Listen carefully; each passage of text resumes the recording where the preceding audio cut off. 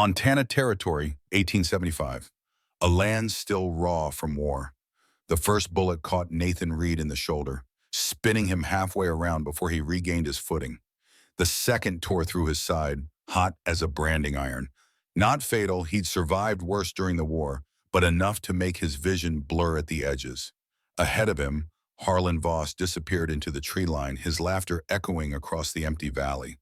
The man had murdered 3 settlers near Fort Benton, and Nathan had tracked him for 11 days. Now, bleeding into Montana dust, he watched his quarry vanish. "Damn it," Nathan muttered, pressing a hand against his side.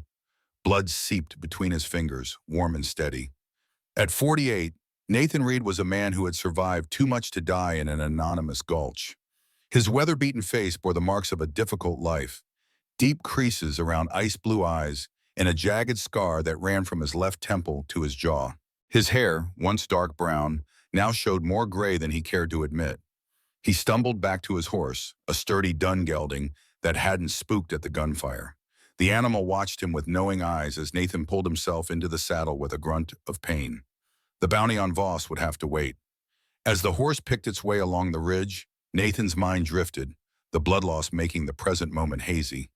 In its place came the memory he'd spent 10 years trying to bury, flames reaching toward a night sky, the heat on his face as he tried to push through neighbors holding him back, the knowledge that Mary and Emma were inside. The fire had taken everything: his wife, his 5-year-old daughter, the small farm they'd built after the war. For a decade, Nathan had told himself it was a tragic accident, an overturned lamp while he was away hunting. That belief had been the only thing keeping him sane. A sound cut through his reverie, not quite a cry, more a muffled plea. Nathan reined in his horse, head cocked to one side. Through the dizziness, his instincts sparked to life. He wasn't alone. The dun's ears flickered forward. Nathan drew one of his Colts, ignoring the pain that flared in his shoulder. Moving slowly along the ridge, he followed the sound until he spotted movement near a stand of dead cottonwoods. A young woman was tied to one of the trees, her head hanging forward in exhaustion or unconsciousness. Even from a distance, Nathan could see that her clothes, once fine, were now torn and dirty. Around her wrists, ropes cut into pale skin. 50 yards away, a small campfire flickered. Men lounged around it, 5 of them, their voices carrying faintly on the evening breeze. One laughed, a harsh, ugly sound. From their gear and the way they'd positioned themselves, Nathan recognized the signs. Valley Vengeance, one of the more vicious gangs operating in the territory. Sensible men who weren't bleeding from 2 bullet wounds, would have ridden in the opposite direction. Nathan dismounted instead, tethered his horse to a scrub pine, and approached on foot. The woman's head lifted as he drew near. Despite the grime and exhaustion etched on her face, she was striking, perhaps in her early 20s, with features that suggested breeding and education. A thin trail of dried blood ran from a cut on her forehead down her cheek. But it was her eyes that caught Nathan's attention. Alert, intelligent, and undeniably frightened. "Easy," he whispered, drawing his knife. "I'm not with them." She studied him warily. "They'll kill you," she murmured, voice cracked from thirst. "Wouldn't be the first to try." Nathan cut through her bonds, noticing as he did the brand burned into her wrist, a crude V marking her as Valley Vengeance property. The sight made his jaw tighten. "Can you walk?" he asked, offering his arm for support. She nodded, though her legs trembled as she tried to put weight on them. "I'm Nathan Reed," he said, guiding her toward his horse. "Catherine Sullivan," she replied, her accent betraying Eastern origins. "My father," she swallowed, finding her voice. "They killed my father." Before Nathan could respond, a shout came from the direction of the camp. One of the men had spotted them. A rifle shot cracked through the evening air, kicking up dirt at their feet. "Time to go," Nathan muttered, practically lifting Catherine onto his horse before swinging up behind her, ignoring the protest from his wounds. He dug his heels into the gelding's flanks, and they galloped into the deepening twilight, the sound of pursuit fading behind them. As they rode, Nathan felt Catherine's back pressed against his chest. She was trembling, though whether from fear, exhaustion, or the chill of the evening, he couldn't tell. His own vision swam, blood loss making the landscape blur at the edges. But he rode on, guided by instinct, in the stubborn determination that had kept him alive long past his time. Night had fully fallen by the time Nathan felt safe enough to stop. Finding a small clearing sheltered by pines, he helped Catherine dismount before sliding from the saddle himself, nearly collapsing as his feet hit the ground. "You're wounded," Catherine said, steadying him with surprising strength. "It's nothing," Nathan lied, the words slurring slightly. "Need to rest. That's all." His legs gave out then, and the last thing he saw before darkness claimed him was Catherine Sullivan's face, her expression shifting from fear to something like resolve. Nathan woke to the smell of coffee and the gentle crackle of a small fire. For a moment, disoriented, he thought he was back at his cabin. Then the pain in his side and shoulder returned, and with it, memory. Catherine Sullivan sat across the fire, watching him with those intelligent eyes. She'd somehow managed to tend his wounds, bandaging them with strips torn from her petticoat.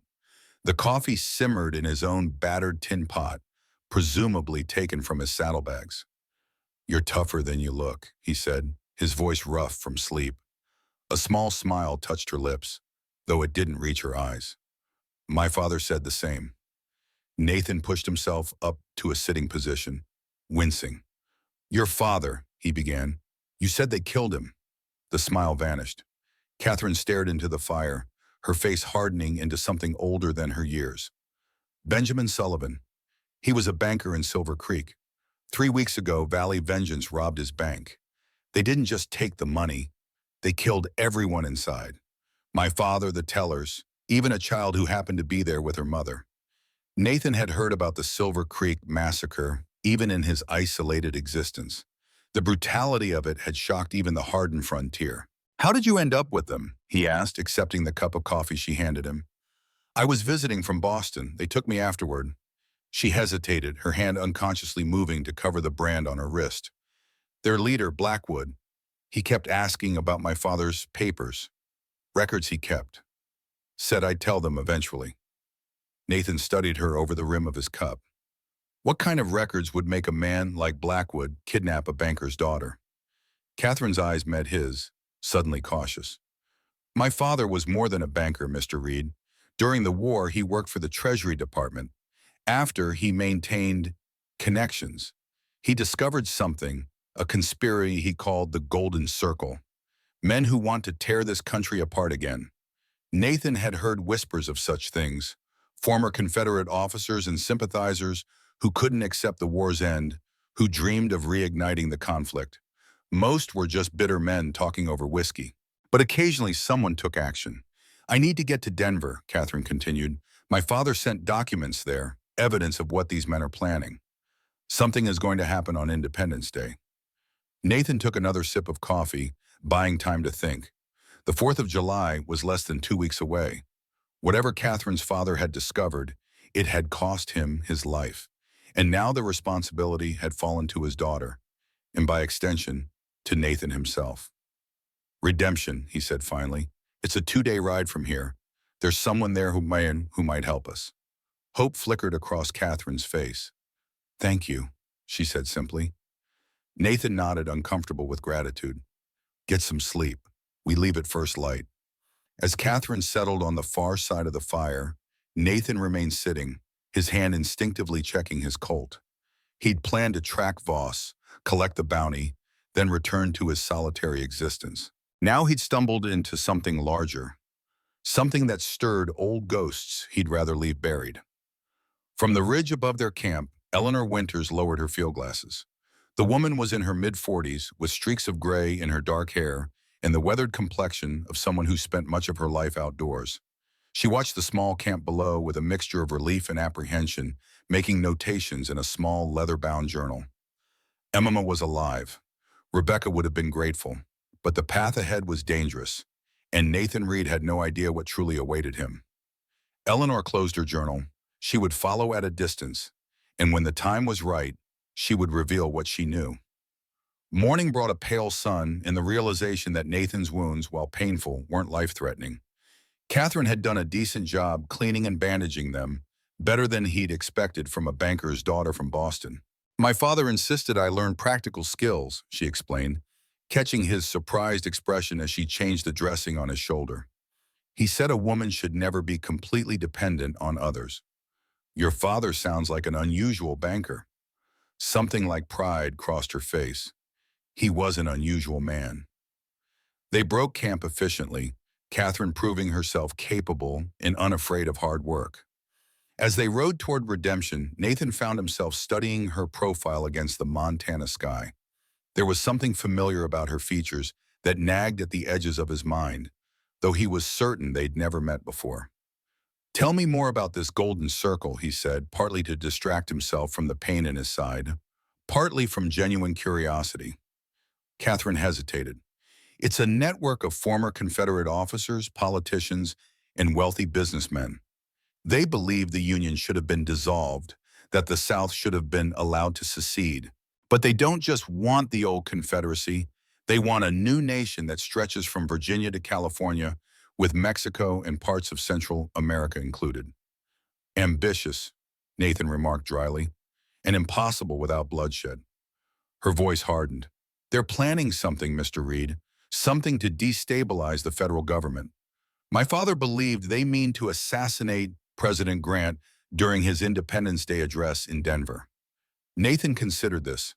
Grant had survived the bloodiest war in American history. He'd faced Confederate artillery at Shiloh and led the Union to victory. The idea that he might fall to an assassin's bullet 10 years after the war's end seemed almost inconceivable. How did your father discover this, he asked. He had sources, contacts from his Treasury days. He was gathering evidence, building a case to present to the authorities. Her voice caught slightly. That's why they killed him, and why I need to reach Denver. His work can't have been for nothing. They rode in silence for a time, each lost in private thoughts. The landscape around them was harsh but beautiful. Rolling hills giving way to distant mountains, the grass golden in the morning light. Hard country, but the kind that spoke to something in Nathan's soul. By late afternoon, the outline of redemption appeared on the horizon. Despite its optimistic name, the town was little more than a cluster of buildings serving the surrounding ranches and those passing through. A church steeple, a main street lined with wooden boardwalks, a saloon that never seemed to close. It was like a dozen other frontier towns Nathan had visited in his years as a bounty hunter. But unlike those other towns, Redemption held someone Nathan trusted, one of the few men in the territory he would call a friend.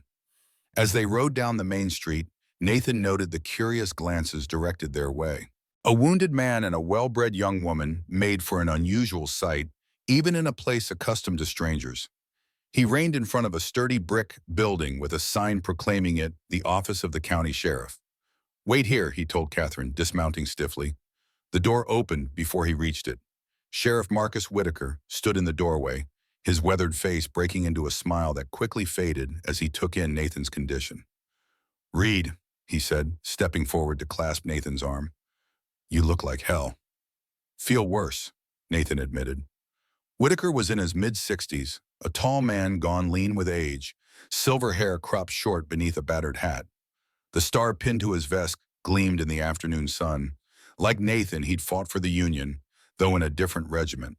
The war had forged a bond between them that transcended friendship. Whitaker's gaze shifted to Catherine, assessing. And who might this be? Catherine Sullivan, Nathan said. She needs our help. The sheriff's eyes narrowed slightly at the name. Sullivan, any relation to Benjamin Sullivan of Silver Creek? My father, Catherine confirmed, dismounting.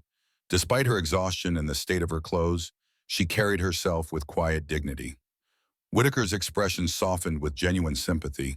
I heard about what happened. I'm sorry, Miss Sullivan. Your father was a good man. You knew him? Catherine asked, surprise evident in her voice. Our paths crossed occasionally. The sheriff glanced up and down the street, suddenly wary. Let's continue this conversation inside. These days, you never know who might be listening. He ushered them into the sheriff's office, locking the door behind them. The space was small but neat. A desk, a few chairs, a gun rack on the wall. Through a doorway, Nathan could see 3 jail cells empty at the moment. Martha, Whitaker called to an older woman Nathan hadn't noticed, seated in the corner with a ledger. Would you fetch Doc Patterson? Tell him it's urgent. The woman nodded and slipped out a back door. Whitaker gestured for them to sit. You're both safe here, he assured them. Now why don't you tell me what brings a bounty hunter and Benjamin Sullivan's daughter to my doorstep looking like they've been through hell? Nathan gave a concise account of finding Catherine and their narrow escape. He left out her revelation about the Golden Circle, unsure how much he wanted to share. The sheriff listened intently, his expression growing more troubled. When Nathan finished, Whitaker turned to Catherine. Valley Vengeance isn't known for taking prisoners, Miss Sullivan. They wanted something from you specifically. Information, she said, about my father's papers. And what was in these papers that would interest men like that? Catherine hesitated, looking to Nathan. He gave a slight nod. If they couldn't trust Whitaker, they couldn't trust anyone. Evidence of a conspiracy, she said finally. A plan to assassinate President Grant during his July 4th address in Denver. My father called it the Golden Circle. Whitaker's face went still, the way it did when he was processing something dangerous. That's a serious claim, Miss Sullivan. I'm aware, Sheriff, and if I hadn't seen what these men did to my father and everyone in that bank, I might doubt it myself. The back door opened, and a slight man with spectacles and a medical bag entered. Marcus, he greeted the sheriff, then turned his attention to Nathan. Mr. Reed, seems you found trouble again. Or it found me, Doc, Nathan replied. Let's have a look at you, the doctor said, motioning Nathan to remove his shirt. As Patterson examined his wounds, Whitaker pulled Catherine aside, speaking in a low voice. Nathan couldn't hear their conversation, but he saw Catherine's back stiffen, then slowly relax as something the sheriff said registered with her. You're lucky, Patterson pronounced, applying fresh bandages. Clean wounds straight through, no signs of infection yet. Keep them clean, rest for a few days, and you should heal well enough. We don't have a few days, Nathan said. The doctor sighed. You never do. At least try not to get shot again before these heal. After Patterson left, Whitaker approached Nathan. Miss Sullivan will stay at Martha's boarding house, he said. It's clean, safe, and Martha won't ask questions. You should rest there too. I can rest when we reach Denver, Nathan insisted. You can rest tonight, Whitaker countered firmly, or you'll never make it to Denver. He glanced at Catherine, who had moved to the window. We need to talk, Reed. Alone. When Catherine was safely escorted to the boarding house, Whitaker closed the office door and pulled a bottle of whiskey from his desk drawer. He poured 2 glasses, sliding one toward Nathan. How much do you know about what you've stepped into? He asked. Nathan took a sip, welcoming the burn. Not enough, apparently. Whitaker leaned forward, lowering his voice though they were alone. The Sullivan bank robbery wasn't the first. There have been 3 others in the territory in the past month, all similarly brutal. Valley Vengeance expanding their operations? That's what I thought at first. The sheriff's expression darkened. But these aren't ordinary robberies. They're targeted. Every victim had connections to the federal government or was gathering information on former Confederate officers. Nathan set down his glass. You're saying these are assassinations disguised as robberies. I'm saying someone's cleaning house. Whitaker hesitated, then added, Nathan, there's something else you should know about the fire that killed your family. The room seemed to still. Even after 10 years, mention of the fire made something twist painfully in Nathan's chest. What about it? He asked, his voice rough. Whitaker met his gaze directly. It wasn't an accident. Hammond ordered it. The name hit Nathan like a physical blow. General Victor Hammond, their brigade commander during the war. A brilliant tactician, but a hard man, one who'd seen the conflict as a divine mandate to reshape the nation. That's not possible, Nathan said, though even as the words left his mouth, pieces began shifting in his mind. I've had my suspicions for years, Whitaker continued. Last month, I got confirmation from a man who used to ride with Valley Vengeance. Hammond gave the order because of Cedar Creek. Cedar Creek, the battle where Nathan had stopped Blackwood, then his lieutenant, from burning a village of civilians, where he'd chosen humanity over a tactical advantage. Hammond had never forgiven him for that insubordination. Why are you telling me this now? Nathan demanded, anger flaring hot and sudden. Because Hammond is behind the Golden Circle, Whitaker said gravely. And if Catherine Sullivan is right about what they're planning, we're facing something worse than a presidential assassination. We're looking at a second civil war. Nathan stared at his friend, processing the implications. His family's death, Catherine's kidnapping, the brutal bank robberies, all connected to a conspiracy that threatened to tear the country apart again. "There's more," Whitaker said, reaching for a folder on his desk. "3 days ago, I received this from a federal marshal in Denver." He handed Nathan a wanted poster. The face staring back was Catherine Sullivan's, though the name beneath read, Emma Reed.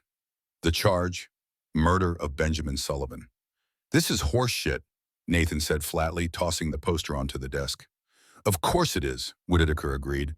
"It's a fake, meant to justify hunting her down. But it means someone in the federal government is working with Hammond. Someone with enough power to issue false warrants." Nathan rubbed his temples, feeling the beginnings of a headache. "Why tell me all this? Why not just tell Catherine?" Whitaker gave him a long, measuring look. "Because I think there's more to Catherine Sullivan than even she knows. And because whatever Hammond is planning, it's personal for you now. It always has been." From the boarding house window across the street, Catherine watched the sheriff's office, wondering what the two men were discussing. The room Martha had shown her was small but clean, with a narrow bed, a washstand, and a chair by the window. After weeks of captivity, it felt like luxury. She unwrapped the brand on her wrist, wincing as the cloth pulled away from the healing wound. The crude V would scar, a permanent reminder of her time with Valley Vengeance, of what they'd done to her father. A soft knock at the door made her quickly cover the brand. "Come in," she called. Martha entered with a tray of food and a bundle of clothes. "Thought you might be hungry," she said, her kindly face creased with concern.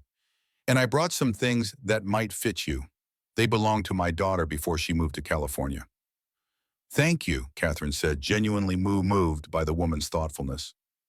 Martha hesitated in the doorway. "Sheriff Whitaker says you're in some kind of trouble. I don't need to know what kind. Just know that you're safe here, Miss Sullivan." When Martha left, Catherine turned back to the window. The sun was setting, casting long shadows down Redemption's main street. In the fading light, she saw Nathan emerge from the sheriff's office, moving stiffly toward the boarding house. Something about the man intrigued her. There was a quiet dignity to him, a sense of contained strength. And his eyes, that particular shade of blue-gray, like a winter sky, stirred something in her memory she couldn't quite place. Catherine had just finished washing when another knock came at the door. It was Nathan, looking somewhat refreshed despite his wounds. "Sheriff Whitaker suggested we dine downstairs," he said. "Martha's cooking is apparently the best in 3 counties. Catherine nodded, suddenly conscious of her appearance in the borrowed dress. "Mr. Reed," she began, "I want to thank you again for saving me." A shadow crossed his face. "Don't thank me yet, Miss Sullivan. We're a long way from Denver." The dining room was empty, save for Whitaker, already seated at a large oak table. Martha served a hearty meal of beef stew, fresh bread, and apple pie, tactfully withdrawing once they were served. "I've arranged for fresh horses," Whitaker told them between bites, "and supplies. You can leave at first light." "We're grateful," Catherine said. The sheriff's eyes softened. "Your father helped me once, Miss Sullivan. I'm just returning the favor." "You never mentioned how you knew him," she prompted. "Benjamin was involved in tracking Confederate gold during the war," Whitaker explained. "Some of it disappeared near here. He came to investigate, ended up saving my life when some former Rebs decided I'd seen too much." Catherine absorbed this new piece of information about her father. There was so much she hadn't known, so many secrets he'd kept. It made her wonder what else he might have hidden from her. The meal continued pleasantly until Whitaker suddenly stiffened, his gaze fixed on the window. "Get down," he ordered, reaching for his revolver. The window shattered inward, glass sprang across the table. A bullet thudded into the wall behind them. Nathan grabbed Catherine, pulling her to the floor as more shots rang out. "Valley Vengeance," Whitaker said grimly, crawling toward the back door. "They must have followed your trail." "How many?" Nathan asked, drawing his Colt. "Hard to tell. At least 6 that I can see." A voice called from outside, smooth as silk but cold as ice. "Sheriff Whitaker, we know you're harboring Catherine Sullivan. Send her out and the rest of you can live." Whitaker exchanged a glance with Nathan. "Xavier Blackwood," he muttered, "leader of Valley Vengeance." "You know him?" Catherine whispered. "I know of him," Whitaker replied. "Former Confederate officer, Turned outlaw after the war. Dangerous man. Nathan's face had gone still, something like recognition flickering in his eyes. Blackwood, he murmured. Xavier Blackwood. You know him? Whitaker asked, surprised. We served together, Nathan said quietly, before Cedar Creek. Understanding dawned on the sheriff's face. Well, hell. Another volley of shots splintered the window frame. Martha appeared at the kitchen door, a shotgun in her hands. Back way's clear, she reported calmly. For now.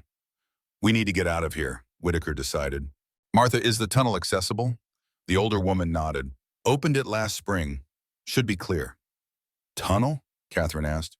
This building was a stop on the Underground Railroad, Whitaker explained.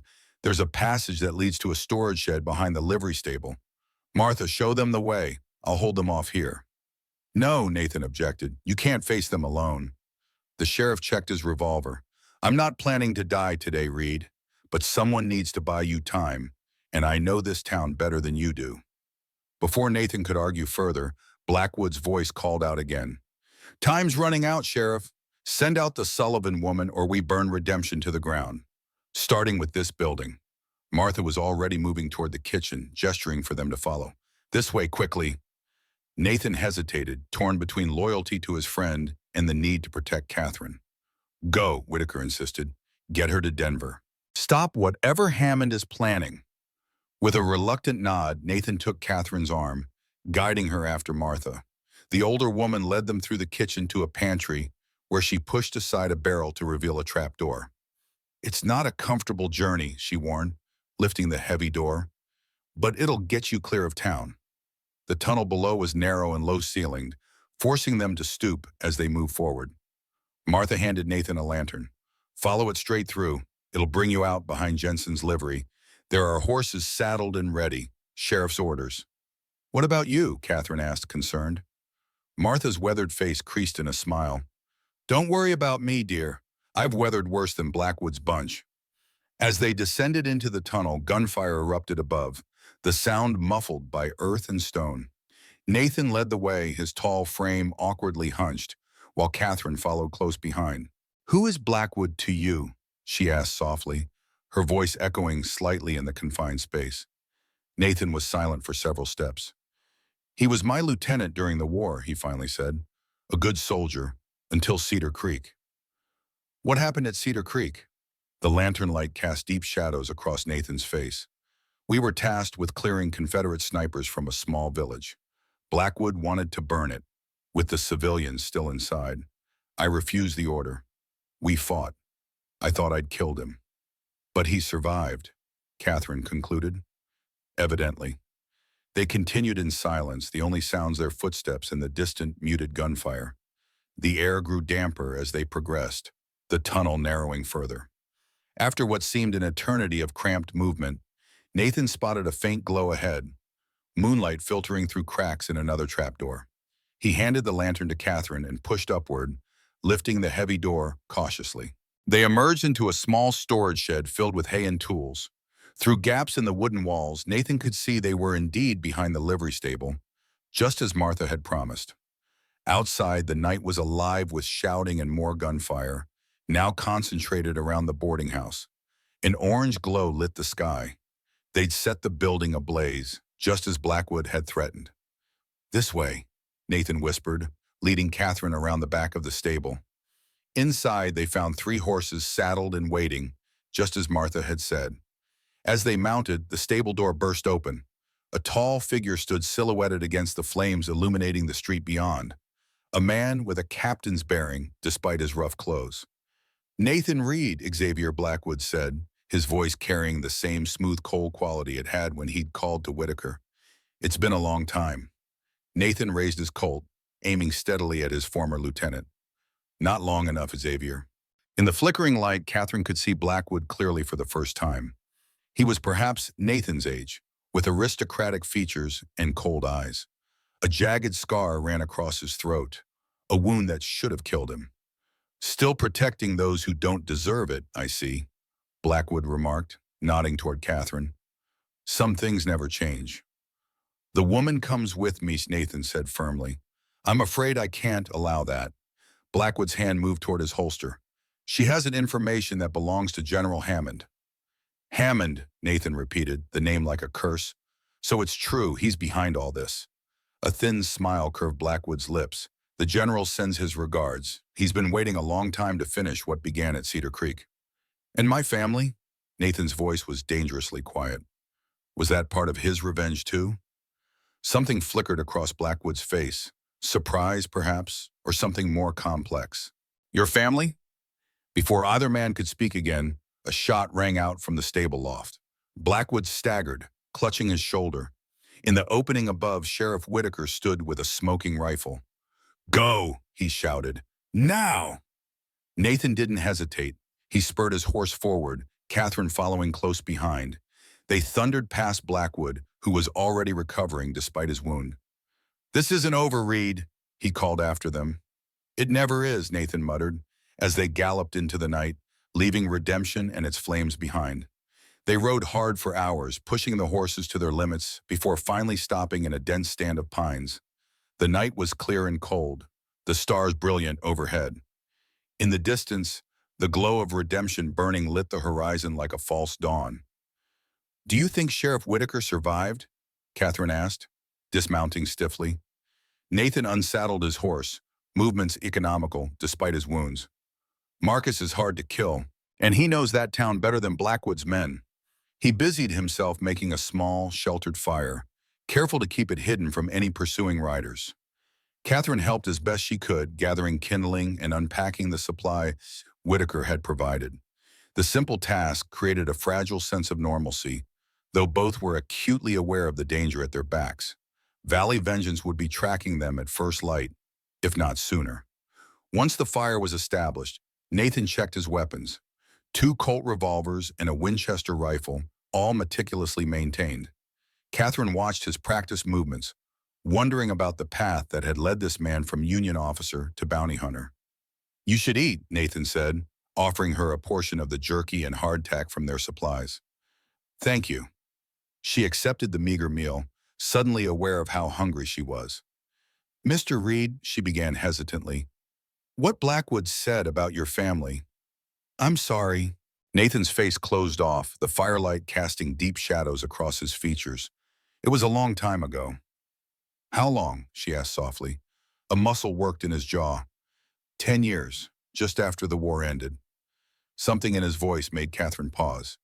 You said it was an accident. I believed it was. His eyes reflected the flames, distant with memory. I was away hunting. When I returned, the farm was burning. Neighbors tried to stop me from going in, but I saw them. My wife, Mary. Our daughter, Emma, at least I thought I did.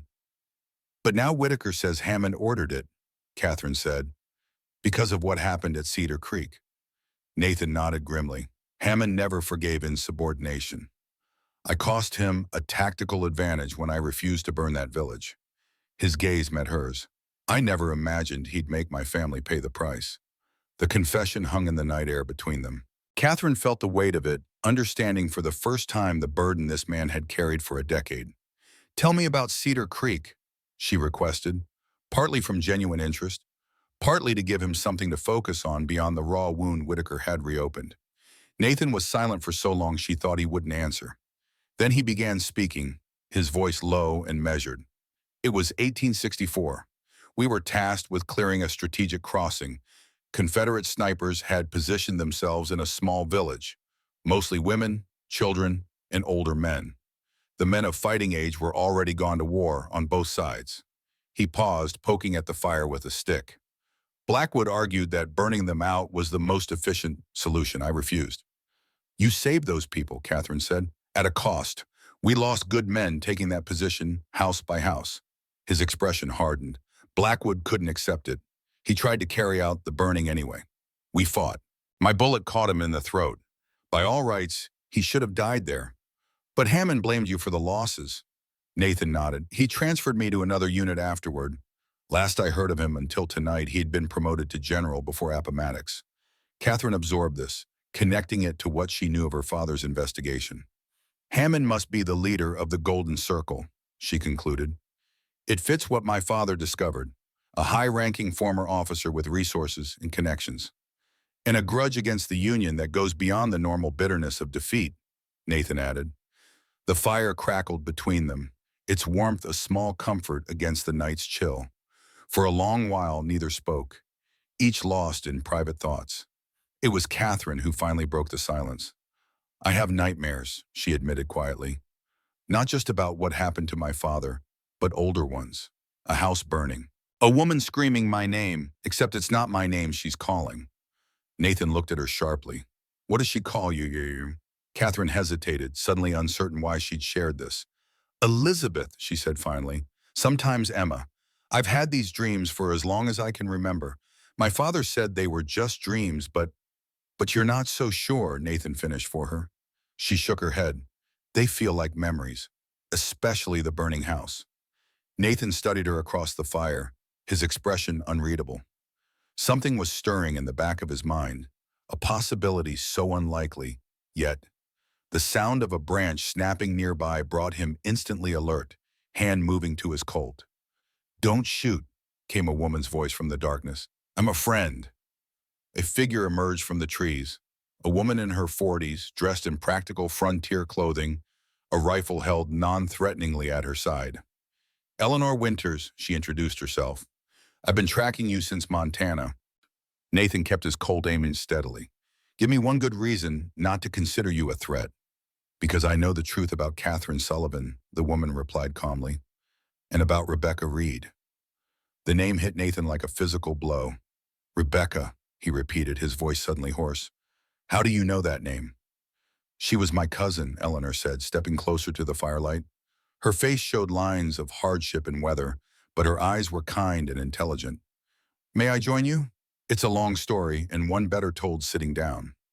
Nathan hesitated, then nodded, though he didn't holster his weapon. Eleanor settled on a fallen log, placing her rifle carefully beside her. Rebecca's death wasn't what you think, she began without preamble. None of it was. I buried my wife and daughter, Nathan said flatly. I saw their bodies. Eleanor's expression softened with genuine sympathy. You buried Rebecca, yes, but not Emma. Catherine stiffened beside Nathan, a sudden tension running through her body. What are you saying? Nathan demanded. Instead of answering directly, Eleanor reached into her coat and withdrew a small, tarnished silver object. She held it out to Catherine. I believe this belongs to you. Catherine took it with trembling hands. It was a hairbrush, silver-backed, with the initials E.R. engraved on the handle. As her fingers closed around it, a shudder passed through her. I've seen this before, she whispered. In my dreams. It was a gift, Eleanor said gently, from your father, on your 5th birthday. Nathan stood abruptly, his face pale in the firelight. This is impossible. Emma died in that fire. You saw what Hammond wanted you to see, Eleanor interrupted. Rebecca knew they were coming, Nathan. She had prepared. When the men arrived to burn the house, she hid Emma in the root cellar, then went back inside to retrieve something, evidence that she'd been gathering against Hammond. Evidence? Catherine echoed, still staring at the hairbrush in her hands. Eleanor nodded. Rebecca had discovered Hammond's plans years ago. She created a network of women, wives, sisters, daughters of Union soldiers, to gather information. We called ourselves the Rose Network. My wife was a spy, Nathan asked incredulously. Your wife was trying to prevent exactly what's happening now, Eleanor corrected. She knew Hammond and his allies wouldn't accept defeat, that they'd look for ways to reignite the conflict. But what does this have to do with me? Catherine's voice was barely above a whisper. Eleanor met her gaze directly. Rebecca couldn't save herself, but she made sure I got Emma out. I found Benjamin Sullivan. He was part of our network, though Hammond never suspected him. He agreed to take this child east, raise her as his own, keep her safe until the time was right. The implications settled over the camp like a heavy blanket. Catherine looked from Eleanor to Nathan, her face a mask of confusion and dawning comprehension. You're saying I'm... She couldn't finish the sentence. You're Emma Reed, Eleanor confirmed gently. Nathan's daughter. Nathan stared at Catherine, at Emma, seeing her now with new eyes, the familiar features that had nagged at his subconscious, the particular shade of her eyes, so like his own. The dreams of a burning house and a woman calling a different name. That's not possible, he said, though even as he spoke, doubt crept into his voice. Eleanor reached into her coat again, this time withdrawing a folded paper. This is a letter from Benjamin Sullivan, she said, handing it to Nathan. He wrote it shortly before his death, when he realized Hammond had discovered Emma's true identity. With hands that weren't quite steady, Nathan unfolded the letter. The handwriting was neat and precise, the words clear despite the paper's age. My dear Reed, if you are reading this, then I am gone, and Emma has found her way back to you. For 20 years, I have raised your daughter as my own, honored my promise to Rebecca to keep her safe from Hammond and his allies. I have come to love her as if she were my own blood, and I hope you will forgive me for keeping her from you all these years. Hammond's golden circle is real, and more dangerous than even Rebecca feared. They plan not just to assassinate Grant, but to trigger a coordinated uprising across the Western territories. The weapons are in place, their men embedded in key positions. Emma carries evidence that could stop them, though she does not yet know its significance. Trust her instincts. She has her mother's intuition and your courage. The truth will be difficult for both of you, but it is time she knew her real name and her true father. With deepest regret for the years lost, Benjamin Sullivan. The letter trembled in Nathan's hands. He looked up at Catherine, at Emma, who was watching him with an expression of mingled hope and fear. I don't remember, she said softly. I don't remember you or my mother.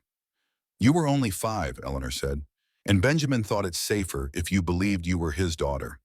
He raised you as Catherine Sullivan, gave you a different life, different memories. Nathan folded the letter carefully, his mind racing to absorb this impossible revelation.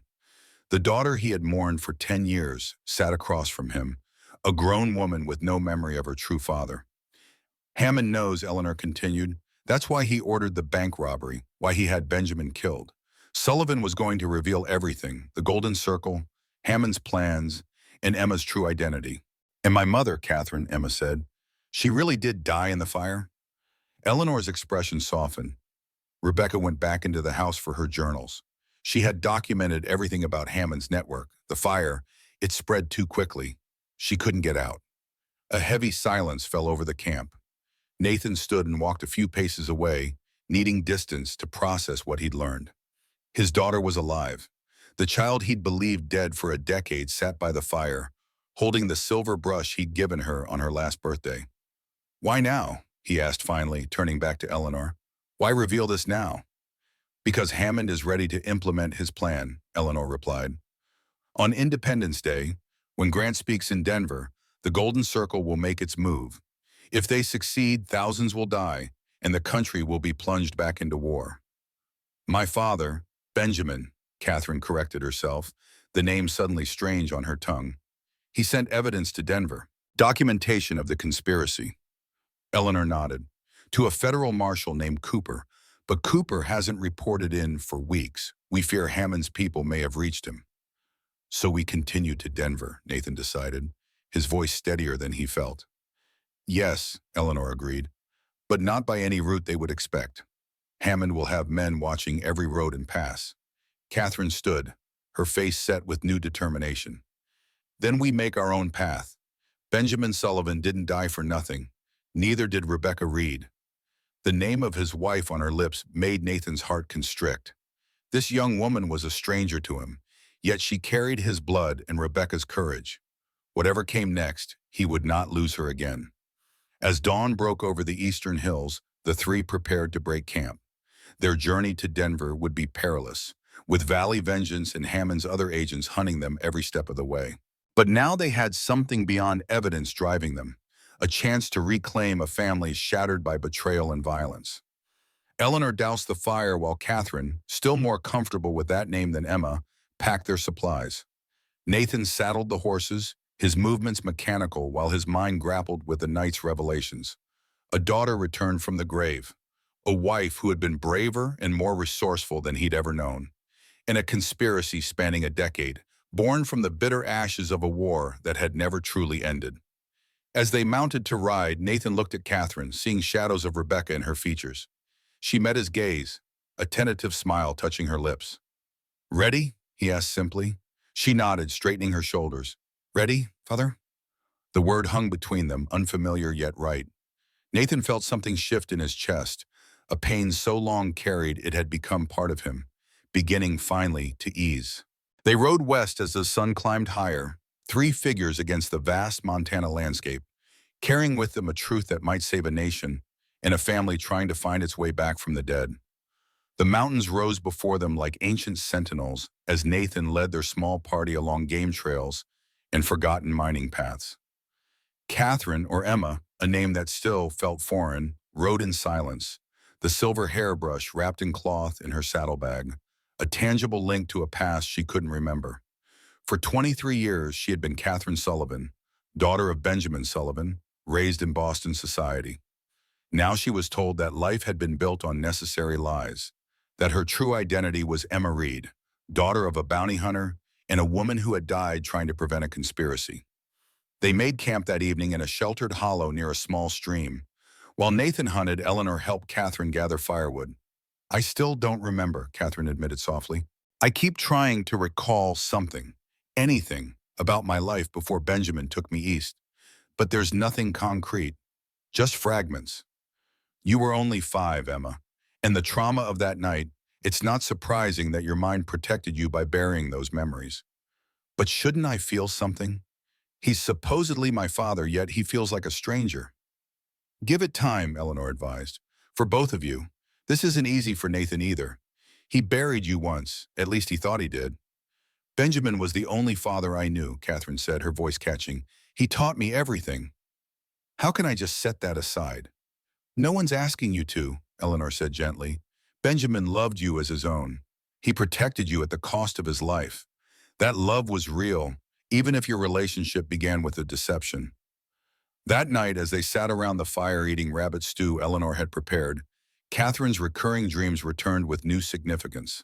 "I dreamed of a woman," she said suddenly. "She was putting something in my hands, small, shining, and she was saying a name over and over, not Catherine, Emma. She called me Emma." Nathan's head snapped up. "Rebecca," he said quietly.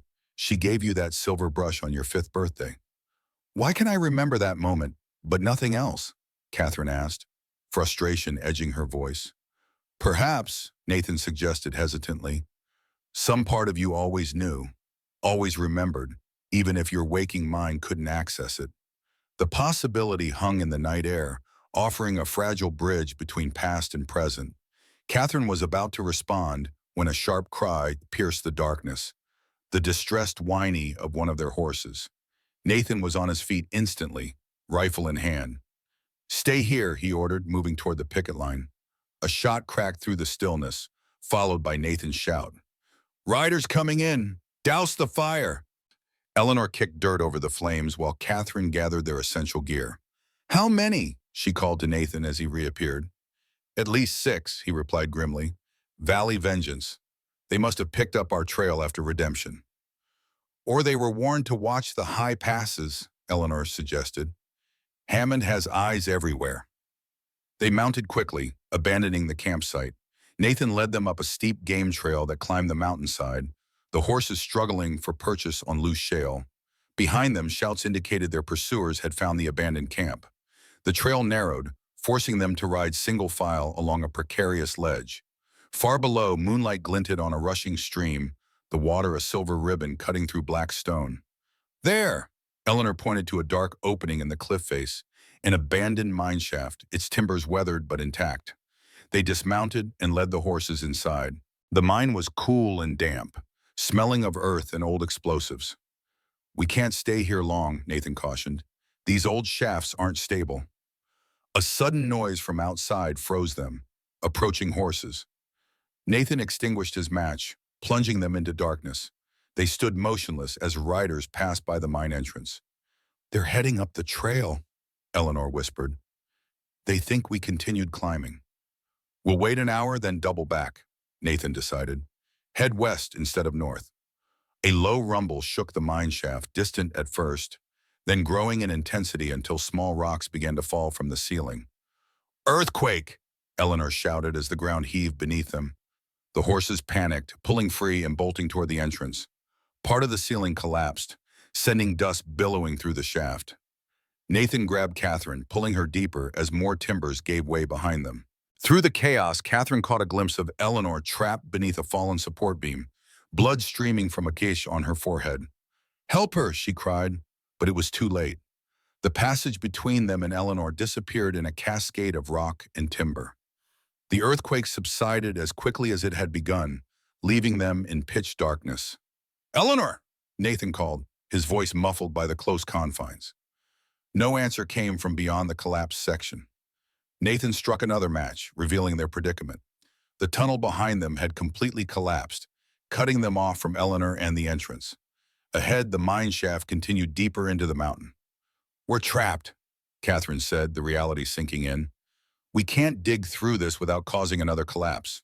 Our only option is to go deeper. Hope there's another way out." "What about Eleanor? If she survived, she'll find her way out. Right now, we need to focus on finding a way through this mountain." With Catherine's small lantern lit, they ventured deeper, choosing branches and intersections with care. After hours of navigating the labyrinthine passages, they spotted a faint glow ahead, daylight filtering through a narrow ventilation shaft. "We might be able to widen it enough to escape," Nathan said, examining the weathered rock. Using a broken pickaxe handle they'd found, they took turns chipping away at the opening. The work was exhausting, but the alternative, being entombed in the mountain, drove them to continue despite bleeding hands and aching muscles. As they worked, Catherine studied Nathan, the lines around his eyes, the gray in his hair, the permanent furrow between his brows. "Tell me about her," she said suddenly. "My mother." Nathan paused, leaning on the pickaxe handle. For a moment, she thought he might refuse. Then he sighed. "Rebecca was the strongest person I ever knew," he began softly. "Not physically, though she could outride most men, but here." He tapped his chest. "Where it counted. We met before the war. Her family had a small farm near mine in Pennsylvania. When I joined up, she wrote to me every week. After Appomattox, we married and bought a little place in Virginia. Then you came along." A ghost of a smile touched his lips. "You had her smile from the day you were born." "What else did I inherit from her?" Nathan considered this, studying her face carefully. Her ability to see through deception. Rebecca could always tell when someone was hiding something. He paused, a faint smile touching his lips. And her composure under pressure. Even in the worst moments of the war, when couriers brought news of defeat, she never lost hope. Catherine absorbed this, feeling a connection to a woman she couldn't remember, but whose blood ran in her veins. These traits felt right, familiar in ways she couldn't articulate. "I've always been good at reading people," she acknowledged. "Benjamin said it made me a terrible opponent at cards." "Yes," Nathan agreed, something like wonder crossing his features. "Just like her." With a final effort, they widened the opening enough to squeeze through. They emerged onto a steep slope covered in scree and pine trees, the opposite side of the ridge from where they had entered. "Where are we, Meg?" Catherine asked, squinting against the bright sunlight. Nathan oriented himself. "About 10 miles off our planned route, but still heading in the right direction. Eagle Pass should be a 2-day journey southwest." "On foot?" Catherine asked doubtfully, looking at the wilderness stretching before them. "Unless you'd prefer to go back and ask Blackwood for our horses," Nathan replied with a grim smile. Catherine straightened her shoulders, determination replacing fatigue. 2 days it is, then." As they began their descent, Catherine found herself reflecting on how much had changed in the span of days. She had begun this journey as Catherine Sullivan, searching for justice for Benjamin's murder. Now she rode as both Catherine and Emma, carrying the legacies of 2 fathers and the mission of a mother she was only beginning to remember. The camp sprawled across the valley floor, orderly rows of tents illuminated by scattered campfires. From their concealed position at the western perimeter, Catherine could see men moving among the structures, some in Confederate gray, others in the rough clothing of frontier outlaws, all heavily armed. "I thought Eleanor was dead," Catherine whispered, still startled by the woman's sudden reappearance hours earlier. "Takes more than a mine collapse to kill someone from the Rose Network," Eleanor replied, her face bruised, but her eyes alert. "My contact inside the camp says Hammond himself is expected tonight." After escaping the mine and finding each other by chance in the wilderness, they had developed a dangerous plan.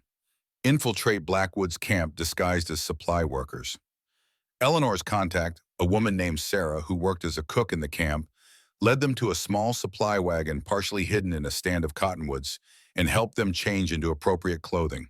Remember, Sarah instructed as they loaded crates onto the wagon, "You're bringing supplies from Silver Creek. Keep your heads down, do your work, and no one should look twice at you." Nathan took the reins, his expression grim beneath a wide-brimmed hat.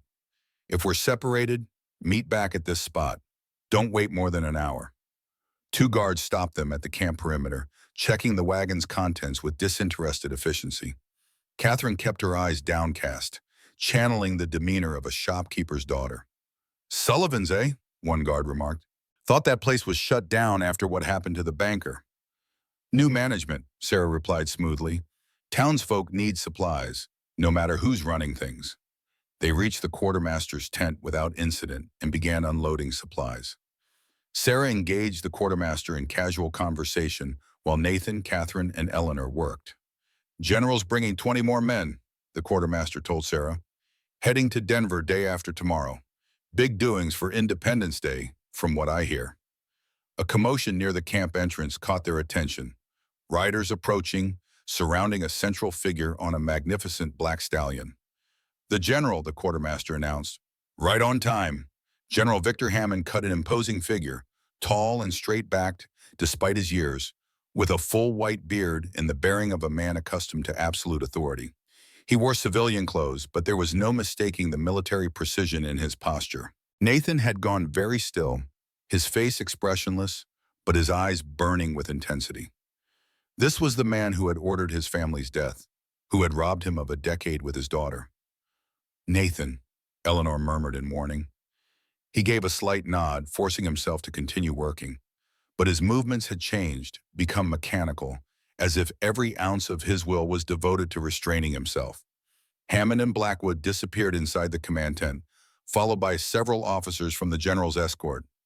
"That's our chance," Eleanor whispered.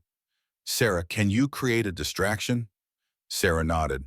"Give me 10 minutes. When you hear the commotion, make your move." A sudden shout from the eastern edge of the camp signaled Sarah's distraction. A wagon's wheel had broken, spilling barrels of whiskey. Men rushed toward the commotion, drawn by the prospect of free liquor. "Now," Eleanor whispered. They moved quickly toward the command tent, taking a route that kept them in shadows. The large tent was set slightly apart, with armed guards at its entrance. "We can't get in the front," Catherine observed, "but these military tents often have a back entrance, for the commander to slip out if necessary." They circled wide, using the confusion of Sarah's distraction to mask their movement. As Catherine had predicted, a smaller flap at the rear of the tent provided a second exit, currently unguarded. Eleanor positioned herself as lookout while Nathan and Catherine approached the entrance. Inside, they could hear Hammond's cultured southern drawl dominating the conversation. "Unexpected setback," Hammond was saying. "The weapons shipment should have arrived 3 days ago. Without those rifles, we'll have to adjust our positions in Denver." "The main caches are already in place, General," Blackwood assured him. "Enough to arm our men inside the city. It's just the heavy ordnance that's delayed." "And Reed?" Hammond demanded. "You're certain he and the Sullivan woman are dead?" Catherine felt Nathan tense beside her. "No bodies were recovered from the mine collapse," Blackwood admitted. "But the earthquake brought down half the mountain. If they weren't crushed, they're trapped inside with no way out." Hammond made a sound of dissatisfaction. "I want certainty, Captain. Reed has proven difficult to kill in the past. And the woman, if she truly is his daughter—" "She is," Blackwood confirmed. "I saw it myself. She has his eyes, his way of standing. A complication we didn't anticipate," Hammond mused, "but ultimately irrelevant. Dead or alive, they can't stop what's coming. The pieces are in place, the men are ready. In 3 days' time, the Golden Circle will rise, and Grant's corrupt union will fall." "Show me the positions again," Hammond ordered. There was a rustling of paper, a map being unfolded. Nathan moved closer to the tent wall, glimpsing the map through a small gap in the canvas. His face went still as he studied it, committing details to memory. A sudden commotion made them freeze. New voices joined the conversation. Men reporting on the broken wagon. "Enough of this nonsense," Hammond snapped. Restore order and double the guards. Boots approached the rear entrance. Someone was coming. Nathan pulled Catherine away just as the flap opened. Blackwood emerged, issuing orders to nearby men. They remained motionless until he strode away, then slipped further into the darkness, working their way back toward the camp perimeter where Eleanor waited. "Did you hear enough?" she whispered as they rejoined her. "Hammond's adjusted his plans," Nathan replied quietly. "Without the heavy weapons, they're focusing on positioned men throughout Denver. I saw the map. They've marked Grant's route from the train station to the speaking platform, with at least 5 ambush points." They made their way through the bustling camp, maintaining their disguise. They had almost reached the western perimeter when Catherine felt a heavy hand on her shoulder. She turned to find one of the guards, his eyes narrowed with suspicion. "You look familiar," he said, studying her face intently. "Have we met before?" Catherine forced a confused smile. "Don't think so, sir. I just help my pa with deliveries." The guard frowned. "No, I've seen you somewhere." Sudden recognition dawned in his eyes. The Sullivan woman, the one Blackwood had at Widow's Pass. Before he could shout for help, Nathan struck from behind, a quick blow that dropped the man unconscious. But another guard had seen the confrontation and was already raising the alarm. "Run," Nathan ordered, drawing his revolver. They sprinted for the wagon where Sarah waited with the horses ready. The wagon lurched forward, nearly throwing Catherine from her seat. Nathan and Eleanor returned fire, forcing their pursuers to seek cover. "There's a ravine ahead," Sarah shouted above the gunfire. "Narrow passage. Horse can make it, wagon can't." "Jump when I say," Sarah told them as they approached the ravine's edge.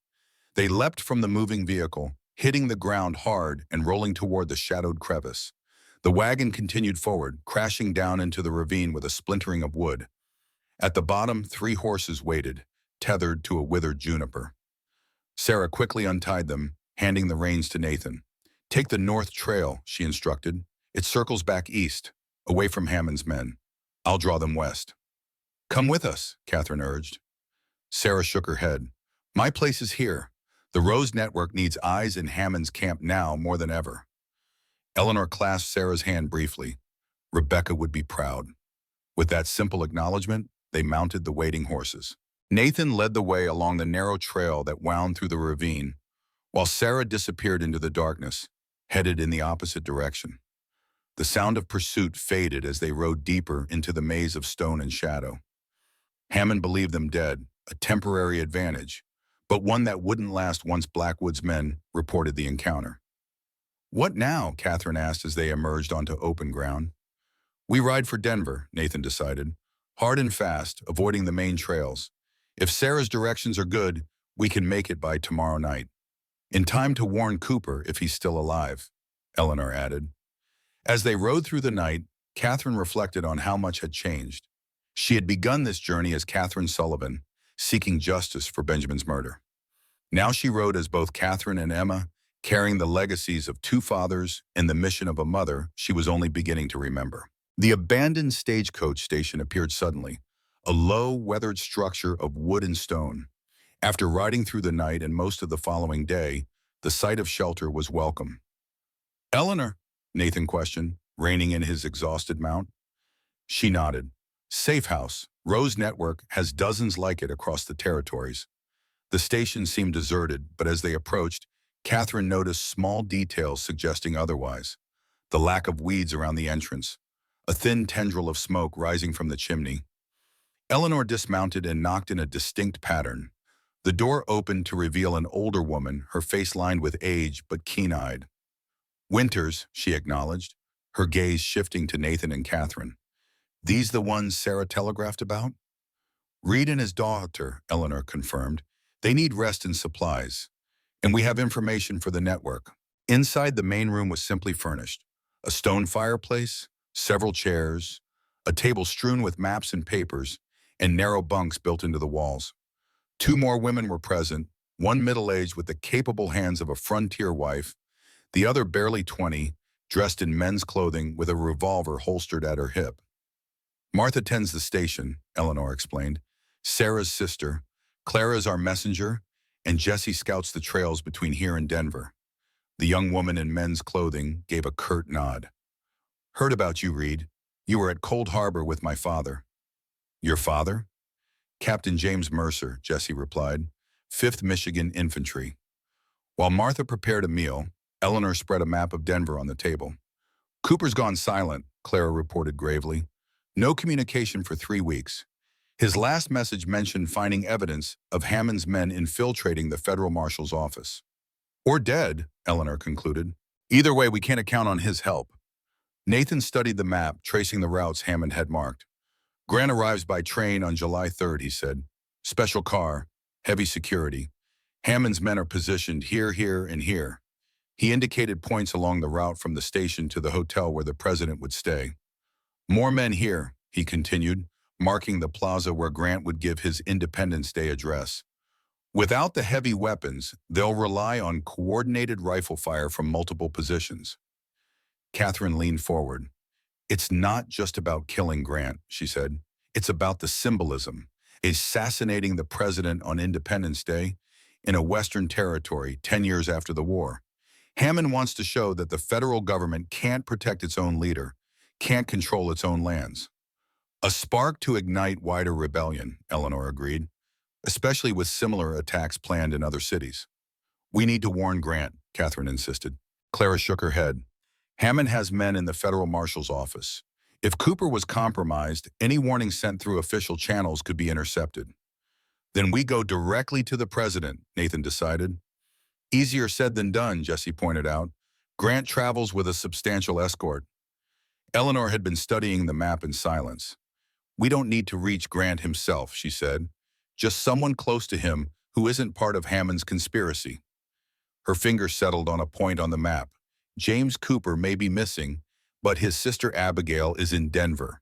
She's one of us, Rose Network since '67, works as a seamstress making dresses for the wives of government officials, including Mrs. Grant, Clara added, who arrives with the president tomorrow.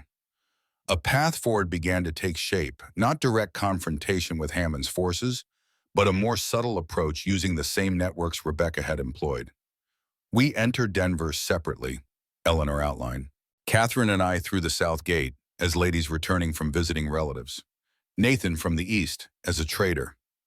We rendezvous at Abigail Cooper's shop, use her connection to reach Mrs. Grant, and through her, the president's security detail. What about Hammond's men? Catherine asked. They'll be watching the city gates, anywhere Grant might appear. They're looking for threats, not allies, Eleanor replied.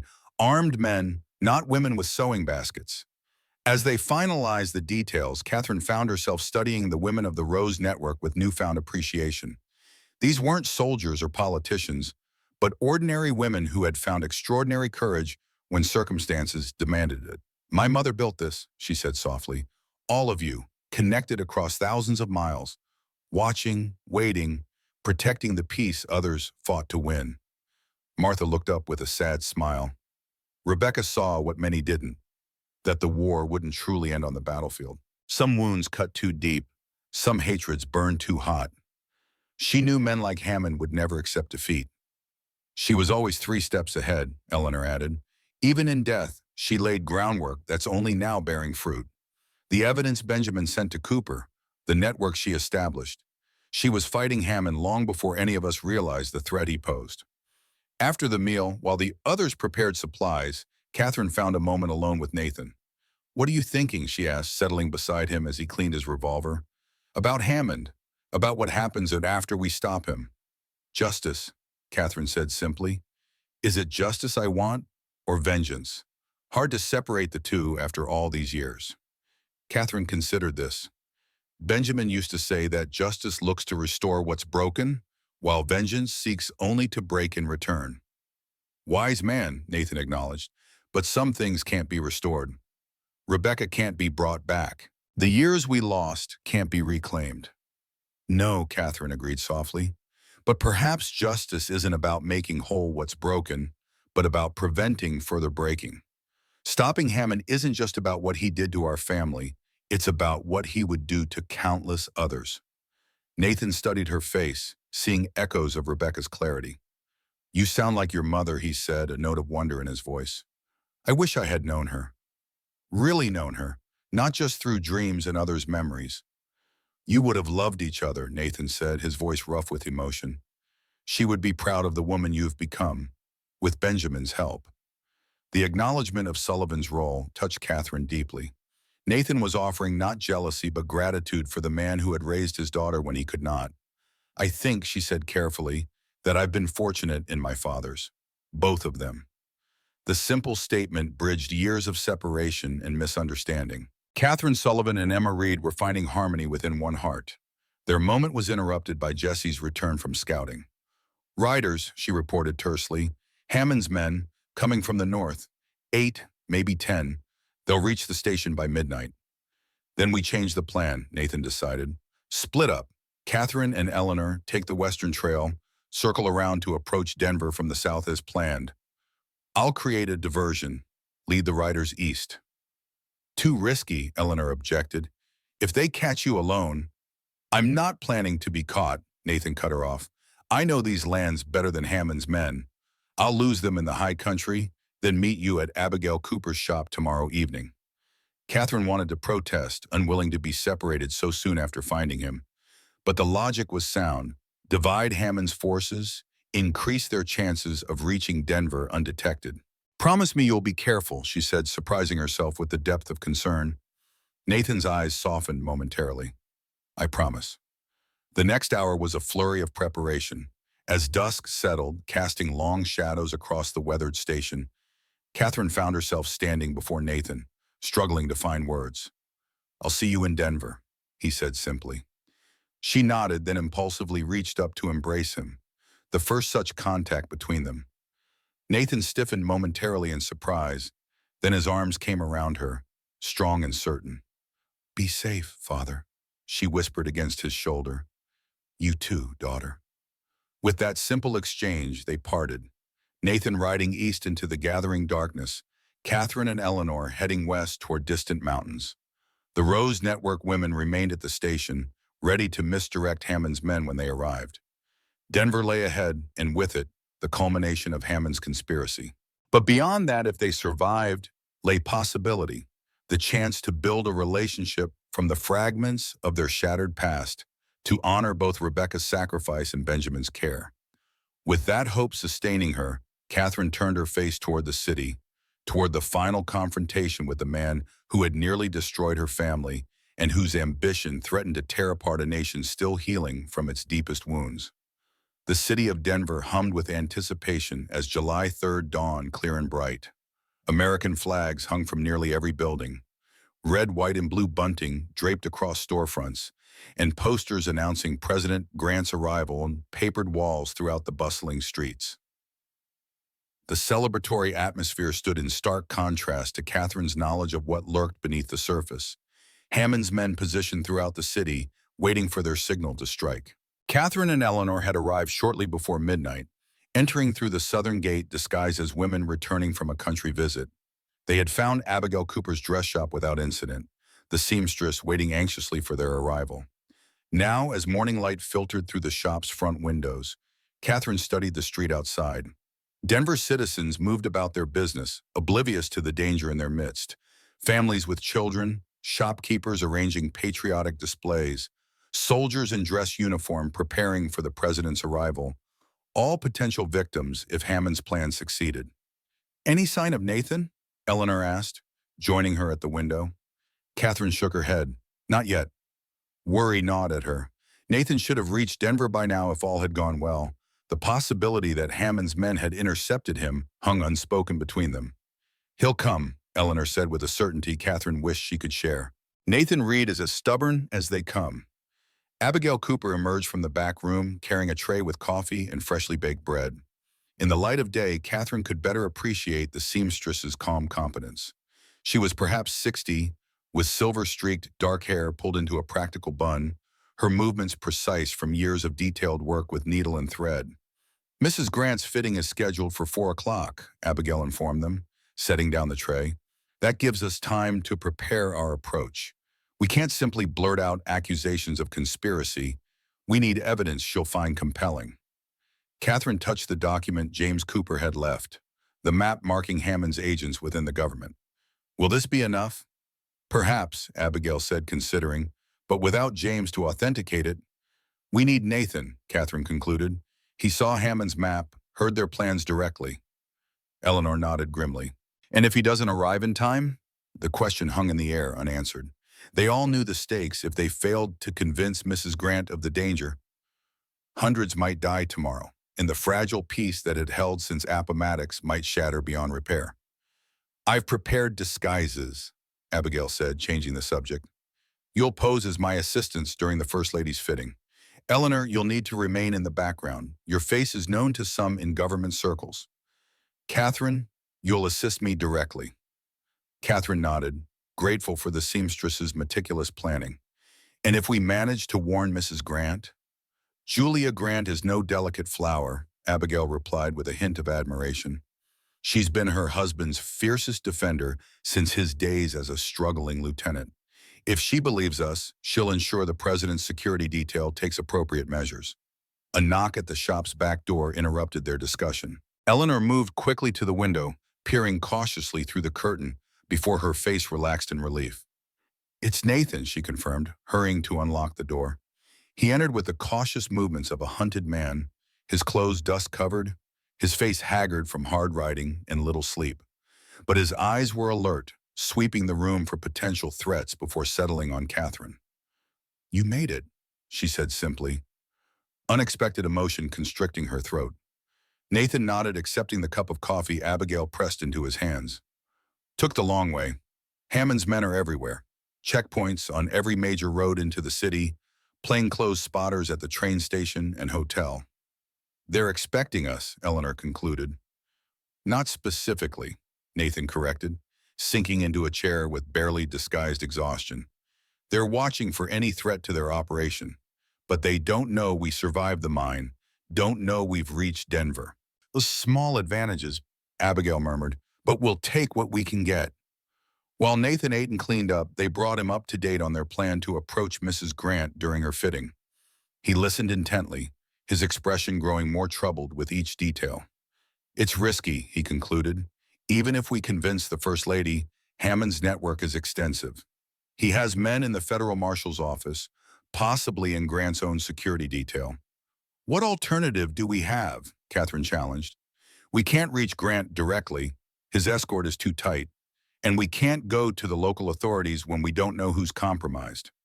Nathan conceded the point with a grim nod. We'll need contingency plans if this fails. Hammond's men are positioned along Grant's road from the train station to the hotel and at the speaking platform itself. Without the heavy weapons, they're relying on coordinated rifle fire from multiple positions. He crossed to the table where Abigail had laid out a map of Denver, marking the locations he had seen on Hammond's own map. Primary shooters here, and here, he indicated, pointing to buildings overlooking the central plaza. Backup teams stationed along the parade route, at least 20 men in total, all with clear lines of sight to where Grant will stand. Catherine studied the markings, her mind racing. If we can't stop the attempt through official channels, we'll need to disrupt the shooters directly. Against 20 armed men? Eleanor shook her head. Even with the Rose Network's help, those aren't odds I'd take. A thoughtful expression crossed Catherine's face. We don't need to confront all of them, she said slowly. Just disrupt their coordination. Benjamin always said the most complex plans are often the most vulnerable to small failures. Nathan looked at her with newfound interest. What are you suggesting? Hammond's plan depends on simultaneous fire from multiple positions, Catherine explained, warming to her idea. If we can neutralize even a few of the primary shooters, create confusion or premature action, the rest of the plan falls apart. It could work, Nathan said, studying the map again, but it would mean splitting up, each of us targeting a different position. Dangerous. Everything about this is dangerous, Catherine pointed out, but we can't risk Grant's life on the hope that his wife will believe the conspiracy theories of strangers. Eleanor and Abigail exchanged glances, a silent communication passing between them. The Rose Network has people throughout Denver, Abigail said finally. Not fighters mostly, but women with access to key locations. Laundresses who work in the hotel, maids in the homes where some of Hammond's men are staying, servers at the restaurants they frequent. Intelligence, not direct action, Eleanor added, but perhaps enough to give us an edge. Nathan considered this, the tactician in him weighing options and risks. We pursue both approaches, he decided. Catherine and Abigail attempt to warn Mrs. Grant through the fitting. Eleanor coordinates with the Rose Network to gather intelligence on the shooter's exact positions. I'll reconnoiter the plaza, identify vulnerabilities in their setup. And if the warning fails, Catherine asked. Then tomorrow, Nathan said grimly, we move against the shooters directly, using whatever resources the network can provide. With their dual strategy decided, they spent the next hours in careful preparation. Abigail altered dresses to fit Catherine and Eleanor in their roles as seamstress assistants. Nathan cleaned his weapons and studied the city map, memorizing routes and positions. Eleanor slipped out briefly to contact other network members, arranging for information to be gathered on Hammond's men. By mid-afternoon, an atmosphere of tense anticipation had settled over the shop. Catherine stood before a mirror, adjusting the simple dress Abigail had provided. Dark blue, high-necked, with practical pockets for carrying scissors and pins. Her hair was pulled back in a modest style appropriate for a seamstress's assistant. You look the part, Nathan observed from the doorway. Catherine turned, finding him freshly shaved and dressed in the clothes of a respectable tradesman. Still Nathan Reed, but with the rough edges smoothed away, the bounty hunter transformed into something more civilized. So do you, she replied with a faint smile. An awkward silence fell between them, both acutely aware that the next 24 hours might determine not just the fate of President Grant and the nation, but their own futures as well.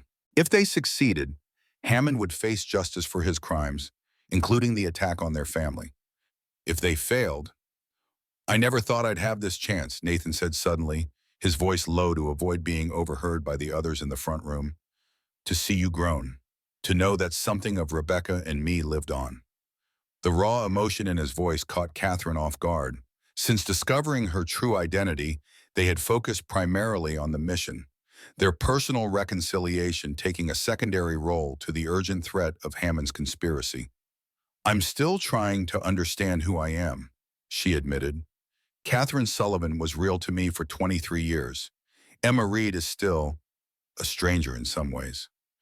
You don't have to choose, Nathan said, echoing his words from days earlier. You can be both, the woman Benjamin raised and the daughter Rebecca and I loved. Catherine nodded, finding comfort in the simple truth. Benjamin prepared me for this moment, though neither of us knew it. He taught me to observe patterns, to trust my instincts, to find strength in difficult circumstances. He was a good man, Nathan acknowledged, generosity in his assessment of the man who had raised his daughter. He gave you what Rebecca and I couldn't, a childhood away from war and its aftermath, an education, a future. And now, Catherine asked, voicing the question that had lingered unspoken. If we succeed, if we survive, what then? Nathan considered this, his weathered face thoughtful. That would be for you to decide. You have a life in Boston, connections, a place in Taunton, or, she prompted when he hesitated, or you could come west, he said simply. Not to my life, that's no existence for anyone, but somewhere new. Colorado, perhaps, land of new beginnings. The offer hung between them, not a demand or expectation, but a possibility, a door opening to a future neither had imagined possible days earlier. Before Catherine could respond, Eleanor appeared in the doorway, her expression urgent. Presidential train is arriving early, she reported. Mrs. Grant's fitting has been moved up to 3 o'clock. We have 30 minutes. The personal moment shattered, replaced by the immediate demands of their mission. Catherine and Nathan exchanged a final glance. What had been said was enough for now. What might come after would depend on surviving the next 24 hours. Let's go, Catherine said, straightening her shoulders and stepping into the role of seamstress assistant with the poise Benjamin had cultivated in her. For his sake, for Rebecca's, for Nathan's, and yes, for her own, she would see this through. The shop had been prepared meticulously for the First Lady's visit. Abigail's finest creations hung on display, elegant day dresses, evening gowns in silk and satin, all showcasing her exceptional skill with needle and thread. In the center of the main room stood a raised platform for fittings, surrounded by mirrors that allowed clients to view garments from all angles. Mrs. Grant will arrive with a small security detail, Abigail instructed as they made final preparations. 2 men usually. They'll check the shop before she enters, then remain outside during the fitting. We'll have perhaps an hour with her, no more. How do we approach the subject? Catherine asked, arranging pins and measuring tape on a small table. We can hardly begin with accusations of assassination plots. Let me establish rapport first, Abigail advised. I've made dresses for Julia for years. She trusts me. When the moment seems right, I'll introduce you as Benjamin Sullivan's daughter. Your father's reputation may help open the door. They worked in tense silence after that, each absorbed in their own thoughts and preparations. Nathan had already departed, slipping out the back door to begin his reconnaissance of the plaza. Eleanor positioned herself in the workroom, out of direct sight but close enough to intervene if necessary. At precisely 3 o'clock, a modest carriage drew up outside the shop. Two men in plain clothes, but with the unmistakable bearing of military officers, descended first, scanning the street before approaching the door. Security detail, Abigail murmured. Remember, calm and professional. The men entered, introducing themselves as Agents Carter and Walsh of the President's security team. They conducted a brief but thorough inspection of the shop, checking the workroom and even the small apartment above before signaling to the carriage. Julia Grant entered a moment later, a stout, pleasant-faced woman in her early 50s, dressed in a traveling costume of gray silk. Despite the simple elegance of her attire, there was a straightforward, unpretentious quality to her manner that immediately set her apart from the affectations of Washington society. "Abigail, my dear," she greeted the seamstress warmly, "so good to see you again. Denver agrees with you." "Mrs. Grant," Abigail curtsied respectfully, "it's an honor, as always. May I present my assistant, Miss Catherine? She'll be helping with today's fitting." Catherine stepped forward, curtsying as she had been taught in Boston drawing rooms. "A pleasure, ma'am." Mrs. Grant acknowledged her with a polite nod, her gaze lingering briefly on Catherine's face before turning back to Abigail. "The blue evening gown for tomorrow's reception, I presume? Ulysses insists on formal attire, though heaven knows it's hot enough for summer linens." "Yes, ma'am, just a few final adjustments to ensure the perfect fit." The fitting proceeded normally at first. Catherine assisted as Abigail helped Mrs. Grant into the partially completed evening gown, a creation of midnight blue silk with discreet silver embroidery at the bodice and hem. She handed pins when requested, noted measurements, and maintained the professional demeanor expected of a seamstress's assistant. All the while, her mind raced, watching for the right opening to broach the subject of Hammond's conspiracy. From the workroom, Eleanor maintained a similar vigilance, positioned near a window where she could observe the street for any sign of Hammond's men. The opportunity came when Mrs. Grant mentioned her husband's speech the following day. "He's revised it 3 times already," she said with fond exasperation as Abigail adjusted the gown's hem. "Ulysses hates public speaking, but he feels the centennial deserves his best effort." Abigail exchanged a meaningful glance with Catherine before responding. "Mrs. Grant, if I may, there's a matter of some delicacy I feel compelled to bring to your attention. It concerns your husband's safety tomorrow." The First Lady's expression sharpened, politeness giving way to alert concern. "What about my husband's safety, Abigail?" "My assistant is not simply Catherine," Abigail explained carefully. "She is Catherine Sullivan, daughter of Benjamin Sullivan, the banker who was murdered in Silver Creek last month." Mrs. Grant turned to Catherine, reassessing her with new interest. "Sullivan, I recall the name. The Treasury Department official who became a banker in the territories. My husband spoke highly of him. My father was killed because he discovered evidence of a conspiracy against President Grant," Catherine said, stepping forward. "A plot organized by former Confederate General Victor Hammond to assassinate your husband during tomorrow's Independence Day address." To her credit, Julia Grant neither dismissed the claim outright nor panicked. Instead, she studied Catherine's face with shrewd assessment, looking for deception or delusion and finding neither. "That is a grave accusation, Miss Sullivan," she said finally. "What evidence do you have of this conspiracy?" Catherine produced the document James Cooper had left with Abigail, the map marking Hammond's agents within the government and his planned positions for the assassination attempt. "This was compiled by Federal Marshal James Cooper before he disappeared," she explained. "It details Hammond's network and his planned positions for tomorrow's attack. My father sent additional evidence to Marshal Cooper before he was killed, but we believe Cooper may have been captured or killed as well." Mrs. Grant examined the document, her expression betraying nothing of her thoughts. And you came by this information how? Here was the delicate part, explaining their journey without revealing too much about the Rose Network or Nathan's role. Catherine chose her words carefully. After my father was murdered, I was kidnapped by men working for Hammond. I escaped with the help of, she hesitated briefly, friends who had been investigating Hammond's activities. We infiltrated his camp at Eagle Pass and overheard him discussing the assassination plan with his lieutenants. They have men positioned throughout Denver, including within the federal marshal's office and possibly your husband's security detail. A fantastic story, Mrs. Grant observed, though her tone suggested consideration rather than dismissal. And you bring this to me rather than the authorities because we don't know who to trust, Catherine answered honestly. Hammond's network is extensive. If we approach the wrong person, the warning would never reach your husband, and those of us who know the truth would simply disappear. A heavy silence fell over the shop. From her position by the fitting platform, Abigail watched the First Lady carefully, recognizing the internal debate playing across her features.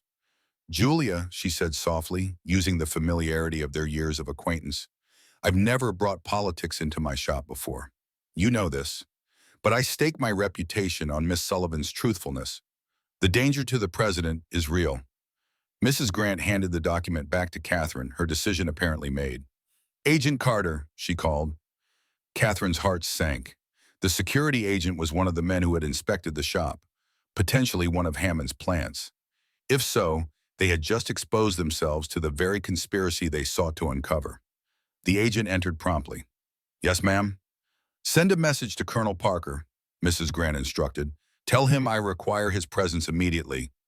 Only Parker, she emphasized. No one else. Yes, ma'am. The agent departed, leaving Catherine and Abigail exchanging uncertain glances. Colonel Michael Parker is my husband's most trusted security officer, Mrs. Grant explained, noting their confusion. He's been with Ulysses since the Wilderness Campaign. If anyone in our entourage is beyond Hammond's influence, it's Parker. Thank you for not dismissing us outright, Catherine said with genuine gratitude. My dear, Mrs. Grant replied with unexpected warmth. I've been a soldier's wife for 30 years. I've learned to distinguish real threats from imagined ones. And I've seen enough of men like Hammond to know that defeat rarely changes their nature. It only redirects their ambitions. While they waited for Colonel Parker's arrival, Mrs. Grant removed the evening gown, changing back into her traveling costume with Abigail's assistance. The fitting charade was over. Now they were allies in preventing an assassination. Colonel Parker arrived 20 minutes later, a tall, powerfully built man in his 50s with a cavalry officer's straight posture and assessing gaze. He entered alone, acknowledging Mrs. Grant with a respectful nod. You asked for me, ma'am? Michael, these women have brought information about a threat to the president tomorrow.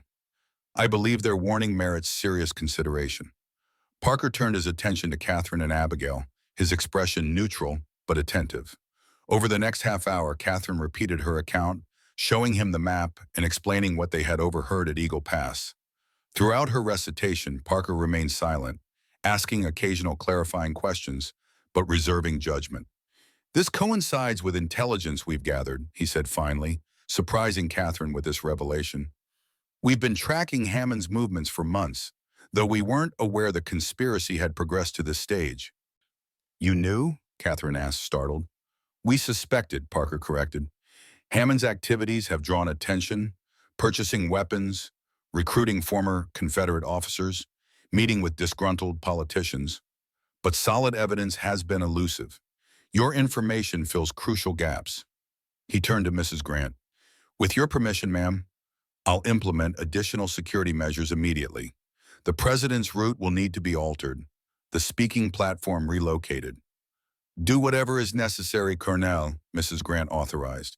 But discreetly, if these conspirators realize we're aware of their plan, they may accelerate their timeline or choose a different approach entirely. Understood. Parker returned his attention to Catherine. Miss Sullivan, you mentioned associates who helped you escape and gather this intelligence. I need to speak with them, particularly anyone who saw Hammond's map directly. Catherine hesitated, protective of Nathan and Eleanor. They're nearby, she said carefully, but they have reason to be cautious about revealing themselves to government officials.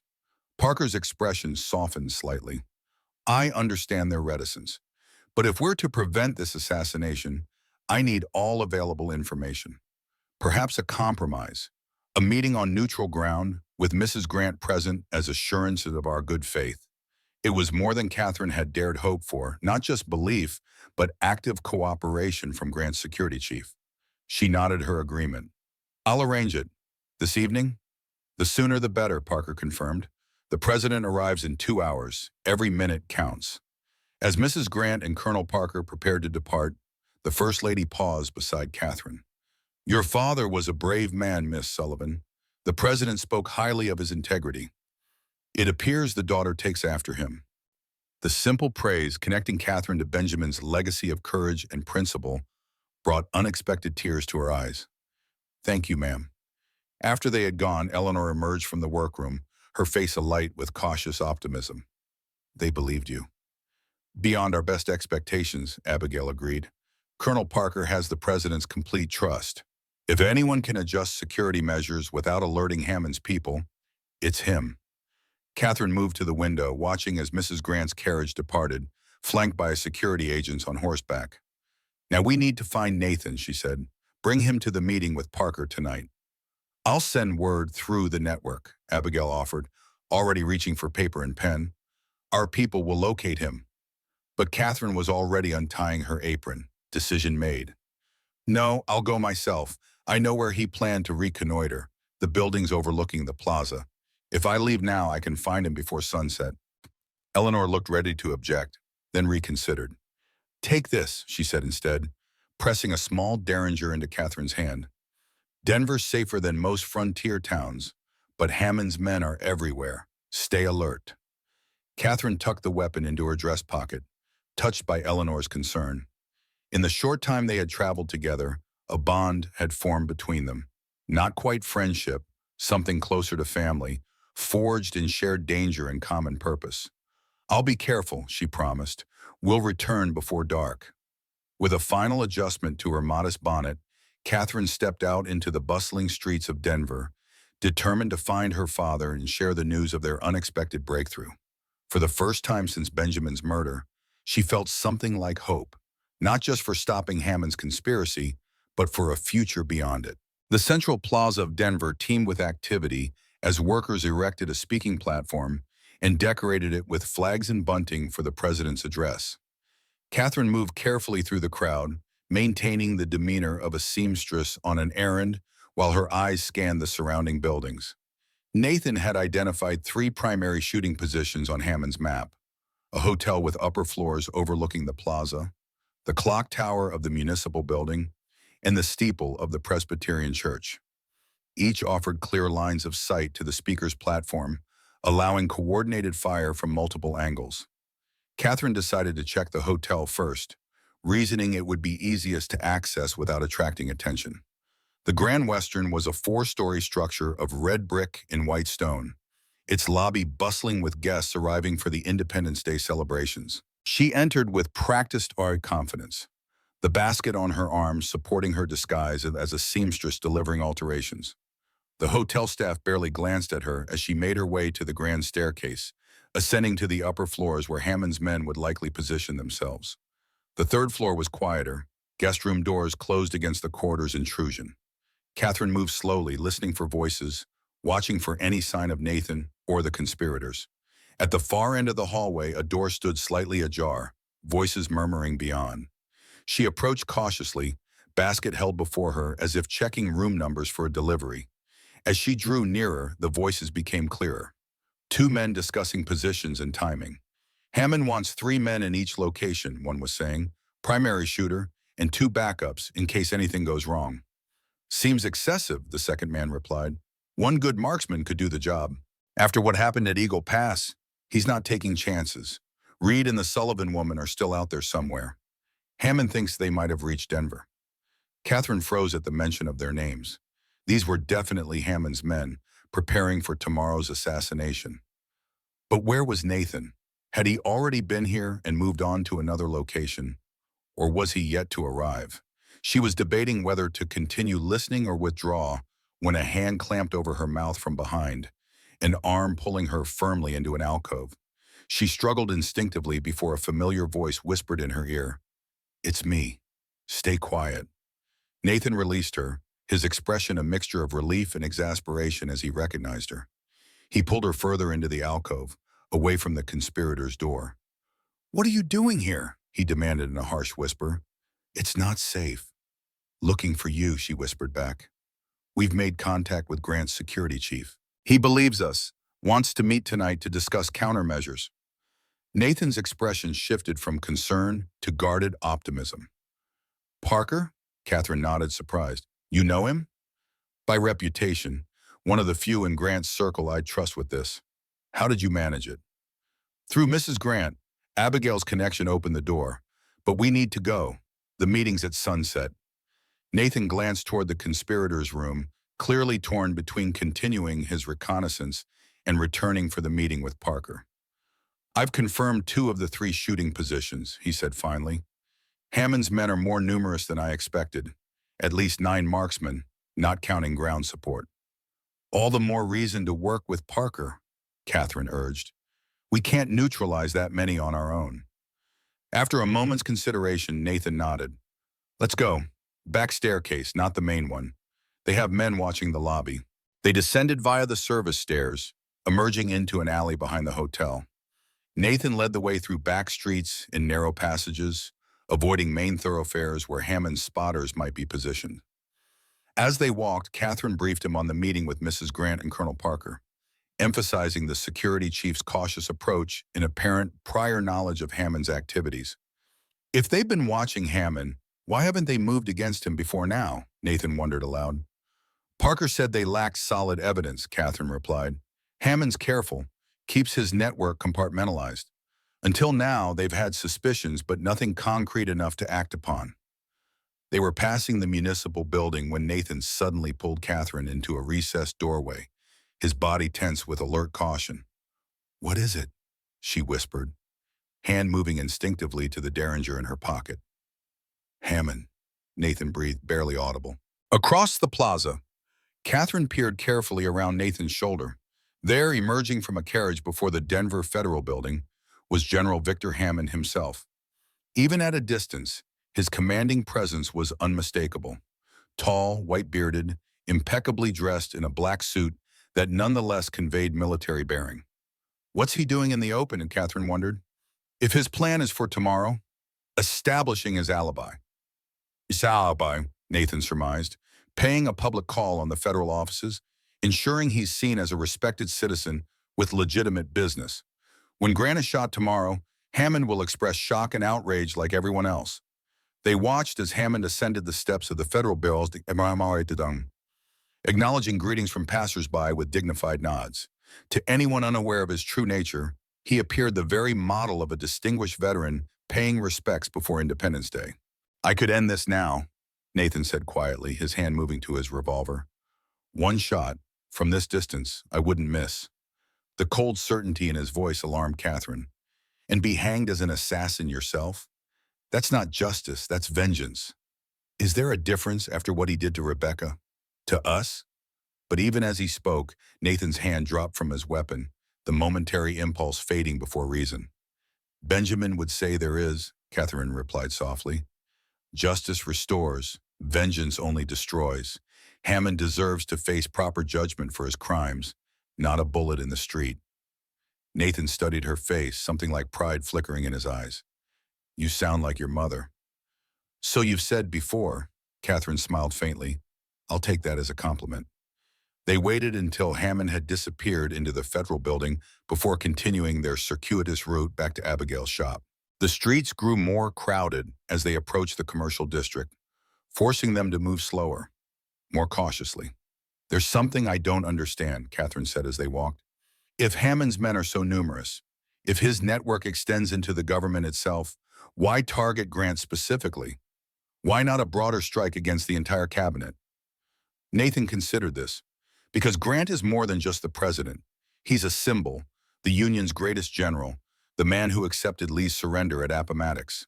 Killing him on Independence Day 10 years after the war's end, sends a message that the conflict never truly ended. And sparks a new one, Catherine concluded grimly, with prepared uprisings across multiple cities, coordinated through Hammond's network. Exactly. The Golden Circle rises from the ashes of the old Confederacy, larger and more ambitious than before. They had nearly reached Abigail's shop when Nathan suddenly stiffened, his pace slowing. "Don't look back," he murmured. "We're being followed." Two men about 50 yards behind. Catherine resisted the urge to turn, focusing instead on maintaining a natural pace. Hammond's men? Likely, they may have spotted us near the hotel. What do we do? Keep walking, almost to the shop. If they make a move before we reach it. His hand brushed his revolver again, a gesture that spoke volumes about his readiness to protect her. They continued forward, every sense alert for the sound of quickening footsteps or the metallic click of weapons being drawn. The shop was visible now, its modest sign promising safety just 30 yards away. 20 yards. 10. As Nathan reached for the door handle, a voice called from behind them, not threatening but carrying unmistakable authority. "Mr. Reed? Miss Sullivan? A moment of your time, please." They turned slowly to find a man in a well-tailored suit, his bearing suggesting military background despite his civilian clothes. He was alone, the second follower nowhere in sight. "Colonel Parker," the man introduced himself with a slight nod. "I believe we have a meeting scheduled for this evening, but circumstances have changed. I need you to come with me now." Nathan's posture remained cautious, his hand still near his weapon. "Prove you're Parker." The man nodded as if expecting the challenge. "Mrs. Grant mentioned that Miss Sullivan's father was Benjamin Sullivan, banker of Silver Creek. She also indicated that you, Mr. Reed, are Miss Sullivan's biological father, though that fact is not widely known." Catherine exchanged a glance with Nathan. These details had indeed been shared with Parker during their meeting with Mrs. Grant. "What's changed?" Nathan asked, slightly relaxing Maria's stance, though remaining alert. "Hammond made contact with one of his men inside the federal building," Parker explained quietly. "We believe he may have been alerted to our increased security measures. If so, he might accelerate his timeline or change his approach entirely. The president wants to speak with you directly." This was unexpected, not just Parker's acceptance of their warning, but Grant's personal involvement. Catherine looked to Nathan, deferring to his judgment in this moment. After a tense second, Nathan nodded. "Lead the way, Colonel, but we go nowhere near the federal building." "Hammond was there less than an hour ago." "Agreed," as John Parker said. "The president is at the Fremont House under heavy guard. We'll go there through back streets." As they followed Parker through a series of narrow alleys and service passages, Catherine found herself studying the security chief more carefully. His movements were precise, economical, his awareness of their surroundings constant and professional. If anyone could navigate the treacherous waters between Hammond's conspiracy and Grant's safety, it seemed Parker might be the man. The Fremont House was a modest hotel several blocks from Denver's main thoroughfares, an unexpected choice for a presidential stay, which had presumably been its appeal to Parker's security planning. They entered through a kitchen door, bypassing the lobby entirely, and were escorted up a service staircase to the third floor. Two guards stood outside a door at the end of the hallway, their expressions alert but professional as Parker approached. They stepped aside at his nod, allowing the colonel to knock in a specific pattern before entering. The suite beyond was simply furnished but comfortable, a sitting room with several chairs and a writing desk, doors leading presumably to bedrooms beyond. And there, standing by the window with a cigar in hand, was Ulysses S. Grant himself. The president was shorter than Catherine had expected, compact and solid rather than imposing. His beard was fuller than in the portrait she had seen, streaked with gray, and his eyes held the weary wisdom of a man who had witnessed both the best and worst of humanity. "Mr. Reed," Grant greeted Nathan with a nod of recognition. "It's been a long time. Cold Harbor, if I recall correctly."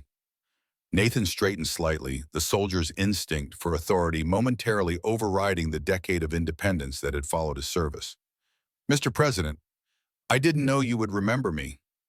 "I remember all my officers," Grant replied simply, "especially those who put principle above expediency."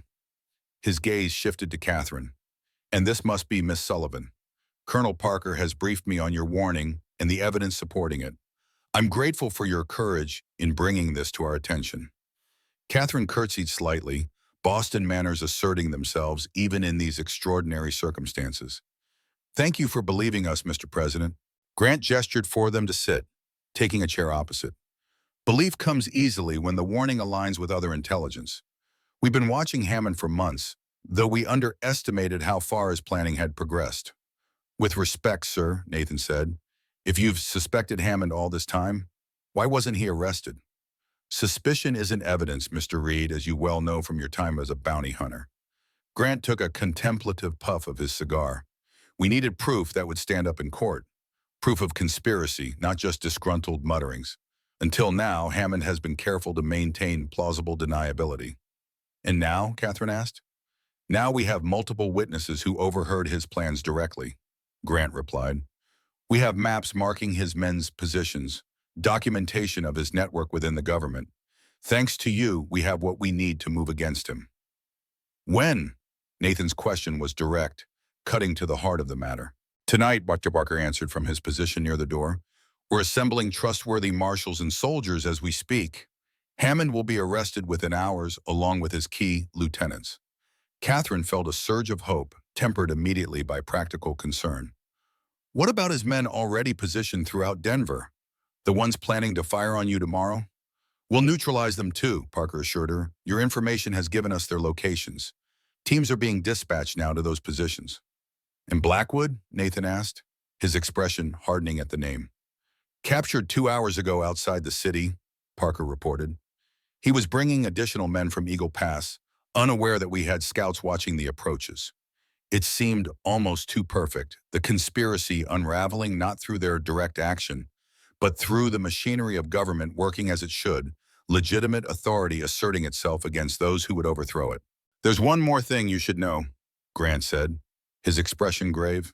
Hammond has been in contact with foreign interests, particularly certain European powers who would benefit from American instability. This wasn't just about rekindling the Civil War, it was about weakening the United States on the world stage. This revelation added a new dimension to Hammond's conspiracy, not merely the bitterness of a defeated officer, but something closer to treason against the nation itself. What happens to Hammond after his arrest? Catherine asked, thinking of Nathan's decade of grief, of Benjamin Sullivan's murder, of all the lives destroyed by the general's ambition. He'll face trial for conspiracy, treason, and multiple counts of murder, Grant replied. The evidence is overwhelming. I expect he'll hang. Nathan's face remained impassive, though Catherine could sense the complexity of emotions beneath his controlled exterior, satisfaction at the prospect of justice, perhaps, but no triumph or joy. Hammond's death would not restore what had been lost. Mr. President, Parker interjected, checking his pocket watch, the security teams will be in position within 15 minutes. We should proceed. Grant nodded, rising from his chair. Mr. Reed, Miss Sullivan, I must ask you to remain here under guard until the operation is complete, for your safety and to prevent any premature warning reaching Hammond. Nathan looked ready to object, to insist on participating in Hammond's capture, but after a glance at Catherine, he nodded his acceptance. We understand, Mr. President. Good. Grant extended his hand to Nathan, who shook it firmly. Your country owes you a debt, both of you. When this is over, we'll discuss how that debt might be repaid. After Grant and Parker departed, leaving them with 2 trusted guards, Catherine and Nathan stood in silence for several moments, absorbing the remarkable turn of events. After weeks of danger and desperate planning, the resolution was coming not through their direct action, but through the proper channels of government authority. Do you think it will work? Catherine asked finally, voicing the doubt that lingered despite the president's confidence. Hammond has evaded justice for a decade. He's careful, resourceful. Grant was the best general the Union had, Nathan replied, a grudging respect in his tone. If anyone can outmaneuver Hammond, it's him. And Parker impressed me, thorough, professional, the kind of man who anticipates problems before they arise. Catherine moved to the window, looking out at Denver as evening approached. The city continued its Independence Day preparations, citizens unaware of the drama unfolding in their midst, a conspiracy being dismantled, a second civil war being prevented before the first shot could be fired. What happens after? she asked softly, returning to the question that had hung between them earlier. If Hammond is captured, if this ends tonight, what becomes of us? Nathan joined her at the window, his weathered face thoughtful in the fading light.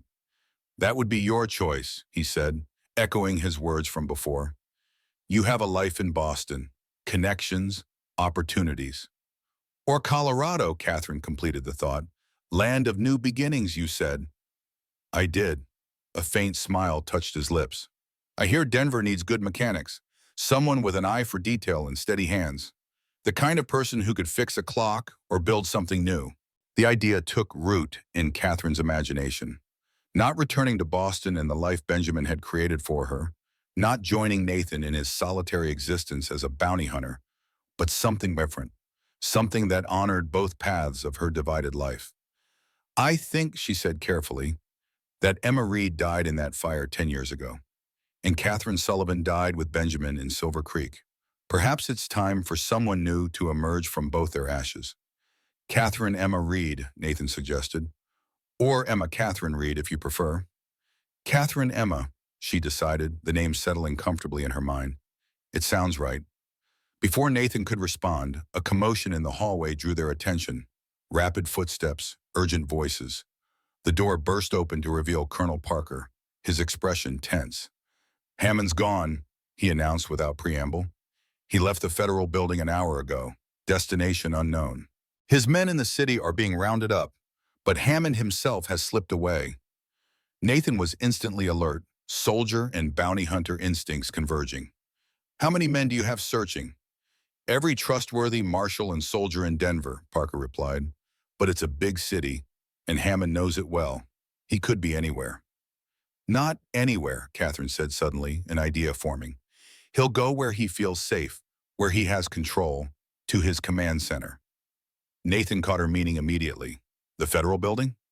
No, too public, Catherine reasoned, thinking like Benjamin had taught her, analyzing patterns, seeking the logical conclusion. He'd want somewhere private, but with a view of tomorrow's violent events. Somewhere he could coordinate if his primary plan failed.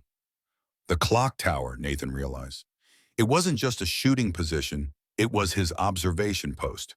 From there, he could see the entire plaza, direct his men if needed.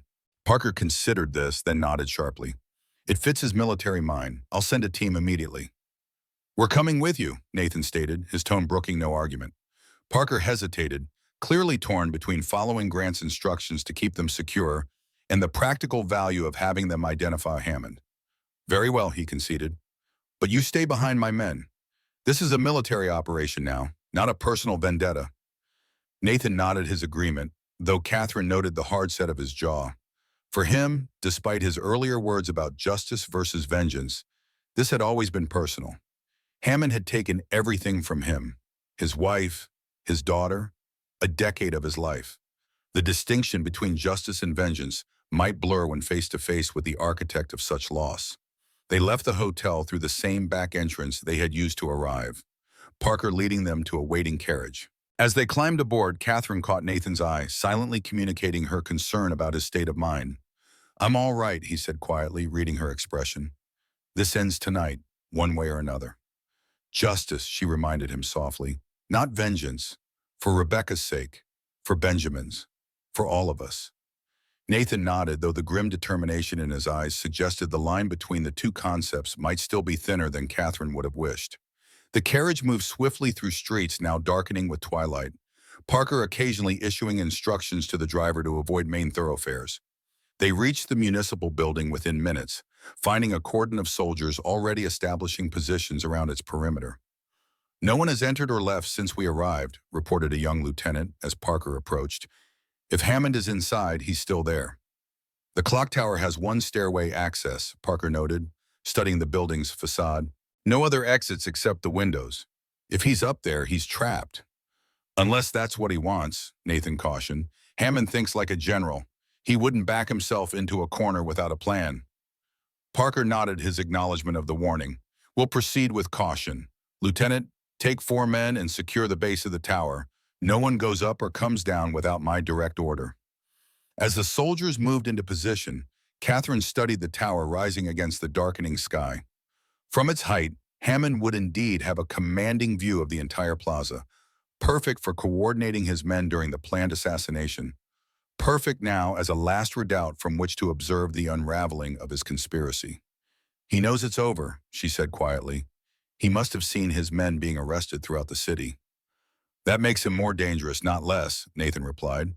"A cornered wolf fights hardest." Parker returned from issuing final instructions to his men.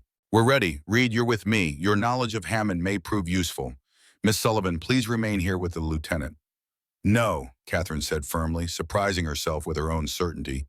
"I've come this far. I deserve to see this through to the end." Parker looked ready to object, but Nathan intervened. "She stays with me, Colonel. Hammond took her father from her, just as he took Rebecca from me. She has earned the right to witness his capture." After a moment's consideration, Parker nodded. "Very well, but stay behind us at all times." With that, they entered the municipal building, finding its hallways eerily deserted at this late hour. Their footsteps echoed on marble floors as they made their way to the base of the clock tower, where the narrow staircase spiraled upward into shadow. Two soldiers would lead, followed by Parker, then Nathan and Catherine, with two more soldiers bringing up the rear. They ascended slowly, every sense alert for traps or ambush, the stairs creaking occasionally beneath their weight. The climb seemed endless, tension building with each step. Near the top, Parker raised his hand, halting the party. A thin band of light showed beneath the door ahead, the clock room itself illuminated from within.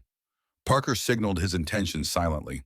The lead soldiers would enter first, securing the room while he and the others followed. With practiced efficiency, the men positioned themselves on either side of the door. At Parker's nod, the first soldier kicked it open, both men surging through with weapons drawn. "Federal Marshals," Parker announced, following them into the chamber. "Hands where we can see them." Nathan and Catherine entered behind him, finding themselves in a large octagonal room dominated by the massive clockwork mechanism at its center. Gears and pendulums moved with methodical precision, marking time with indifferent constancy. The massive brass wheels turned with a low hum, like the heartbeat of the city itself. Around the perimeter, tall windows offered views in all directions, the plaza below, the distant mountains, the city spreading in between. And there, standing calmly beside the eastern window, was General Victor Hammond. He was older than Catherine had expected, his white beard and hair giving him a patriarchal appearance that belied the coldness in his gray eyes. Yet there was something regal in his bearing, the posture of a man who had once commanded thousands. He wore an immaculate black suit, the only hint of his military background in his straight posture and the ceremonial sword at his side, an officer's weapon, more symbolic than practical. "Colonel Parker," Hammond greeted him with the courtesy of one professional acknowledging another. "Right on time. I've been expecting you." He gestured to the clock mechanism. Punctuality was always a military virtue, was it not? "General Hammond," Parker replied formally, "you're under arrest for conspiracy against the United States government, multiple counts of murder, and treason against the nation you once served." Hammond showed no reaction to these charges, his gaze moving past Parker to fix on Nathan. For a long moment, the two men simply regarded each other, enemies bound by a decade of hatred and the ghost that stood between them. "Captain Reed," Hammond said finally, a faint smile touching his lips. "Or is it simply bounty hunter these days? How fitting that you should be here at the end, and with your daughter no less." His eyes shifted to Catherine. "Miss Reed, or do you prefer Sullivan still? Your mother would be proud of your resourcefulness. Rebecca always did see farther ahead than most." The casual mention of Rebecca sent a visible shock through Nathan, his body tensing. "You don't speak her name," he said, voice barely controlled. Hammond's expression softened, surprising them all. "I respected her, you know, more than you might believe. She understood what was at stake, the soul of a nation. We simply stood on opposite sides of that divide." "You murdered her," Nathan said flatly, "left my daughter orphaned, destroyed everything we built." Hammond moved away from the window, his steps measured, unhurried. The soldiers' guns followed his movement, but he paid them no mind, stopping beside the great clock mechanism. He ran his fingers along a brass gear, watching it turn. "I lost my wife and 3 sons at Vicksburg," he said quietly. "Union shells. They were in a church, seeking sanctuary. When I returned from the field, there was nothing left to bury, not even enough for a proper grave. His eyes, when they met Nathan's again, held something Catherine hadn't expected. Pain, old but undiminished by time. We all lost something in that war, Captain. The difference is what we chose to do with our grief. So this was revenge? Catherine asked, finding her voice. All of it. The Golden Circle, the assassination plan, because of personal loss? Hammond studied her with new interest. No, Miss Reed. Revenge is small, petty. What I built was a vision, a chance to reshape a broken system. The war never truly ended. It merely changed form. The South remains occupied, its dignity stripped, its culture dismantled. What you call reconstruction, we call subjugation. The South is rebuilding, Nathan countered, moving forward without slavery, without secession. Moving forward on Northern terms, Hammond corrected sharply. Tell me, Captain, in your travels through this frontier, have you seen evidence that the war brought justice? Or merely a shifting of power? The same corruption wears different uniforms now. The clock ticked loudly in the silence that followed. Catherine watched her father's face, seeing the conflict there, not agreement with Hammond's words, but recognition of the partial truth they contained. Even if you're right about the failures, Nathan said finally, assassination and civil war aren't the answer. Hammond laughed, a sound without humor. And what is? Patience? Acceptance? I watched men like Grant dismantle everything my family built over generations. I watched northern carpetbaggers divide our lands like spoils of war. He turned to Catherine then, his gaze penetrating. Your mother understood power, Miss Reed. She built her network of women. Yes, I knew about the Rose Network for years, because she recognized that official channels were corrupt or ineffective. In another life, she might have been my greatest ally, rather than my most formidable opponent. You didn't know her at all, Catherine said, though a seed of doubt had been planted. Had Rebecca truly been so different from Hammond in her methods, if not her goals? I knew her better than you might think, Hammond replied. We corresponded briefly before the war on matters of military strategy. Her mind was remarkable, precise, forward-thinking. When I discovered she was working against me after Appomattox, I was disappointed but not surprised. He paused, something like regret crossing his features. I gave the order regarding your family, Captain, but I never specified how it should be carried out. The fire, that was zealousness on the part of my subordinates. For what little it's worth after all this time, I would have preferred a cleaner end. You expect forgiveness? Nathan asked incredulously. I expect nothing, Hammond said, least of all understanding from the victors. History is written by those who prevail, not those who were right. Parker had been silent during this exchange, but now he stepped forward, patience clearly wearing thin. Enough, General, your sword. You're coming with us to face the judgment of the government you sought to overthrow. Hammond's hand moved to the hilt of his ceremonial sword, but he made no move to surrender it. Tell me, Captain Reed, what do you imagine justice looks like in this case? A public trial? Execution? Do you think that will restore what was taken from you? Nathan hesitated, and in that moment of uncertainty, Catherine saw what Hammond was doing, seeking weakness, division, any opening that might allow escape or at least denial of clean resolution. Justice isn't about restoration, Catherine said, echoing her earlier words to Nathan. It's about prevention. Your trial ensures no one else builds on your work. Hammond smiled genuinely this time, with something like approval. You truly are your mother's daughter. He drew his sword in a fluid motion, causing the soldiers to tense. But instead of attacking, he held it flat across his palms, studying the polished blade. This was my father's, and his father's before him. A family legacy dating back to the Revolution, when we fought for independence from another empire that sought to dictate our way of life. The comparison is false, Parker said coldly. The Confederacy fought to preserve slavery, not freedom. A simplistic view of a complex conflict, Hammond replied. But I wouldn't expect nuance from Grant's man. He turned the sword, catching light on its blade. Did you know, Miss Reed, that your grandfather, your mother's father, fought alongside mine in the War of 1812? Our families were allies once, before ideology divided us. Catherine felt a chill at this new connection, this suggestion of intertwined histories beyond what she had known. Was it true or another manipulation? "Your time is over, Hammond," Nathan said firmly.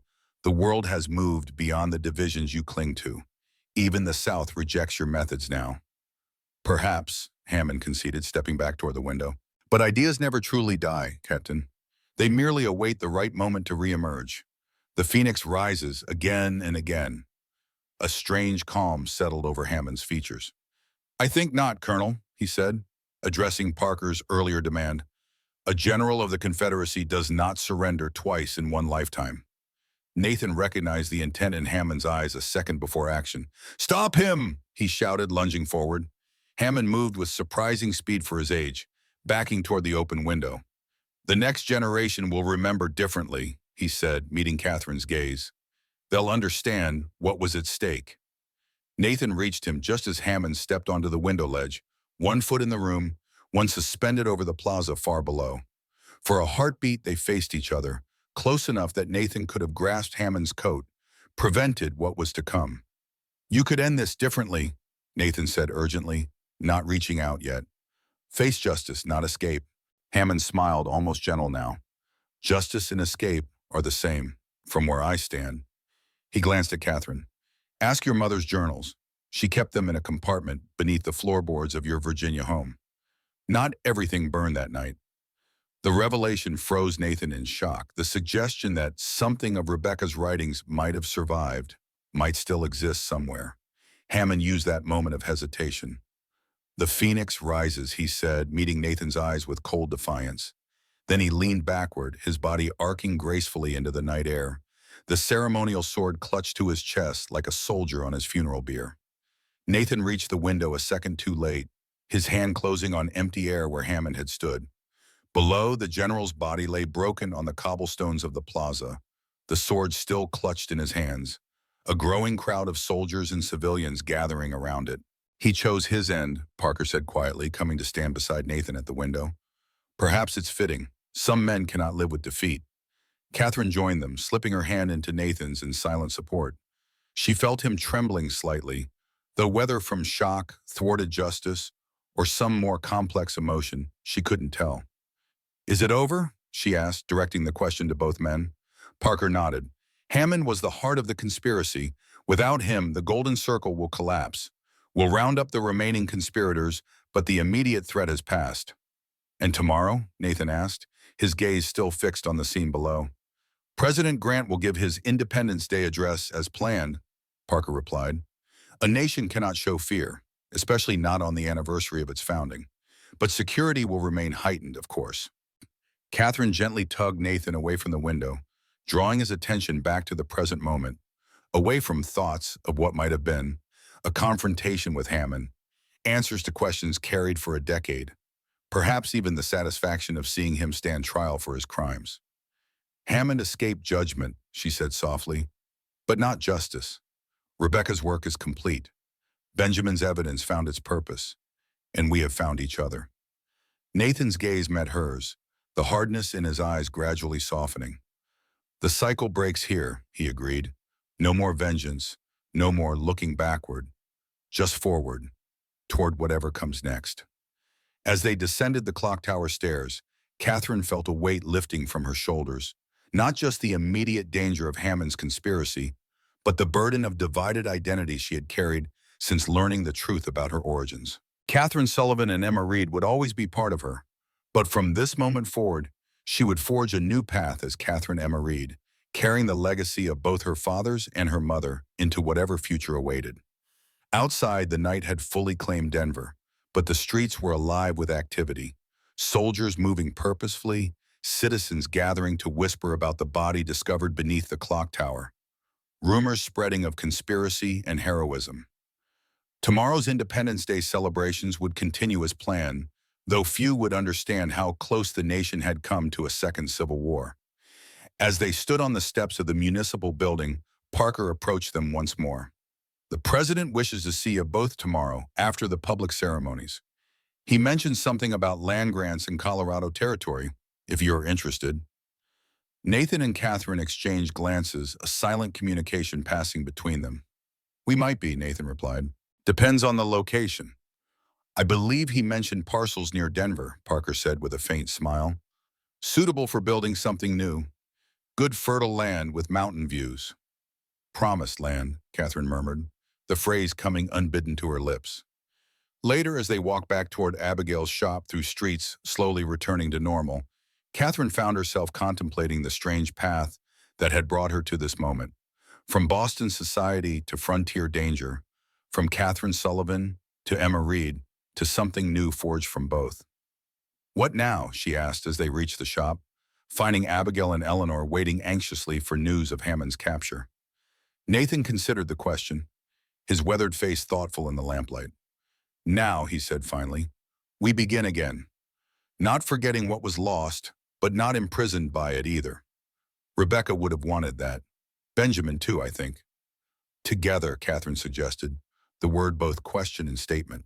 Together, Nathan confirmed, the simple affirmation bridging a decade of separation, offering the promise of a future neither had dared imagine days earlier.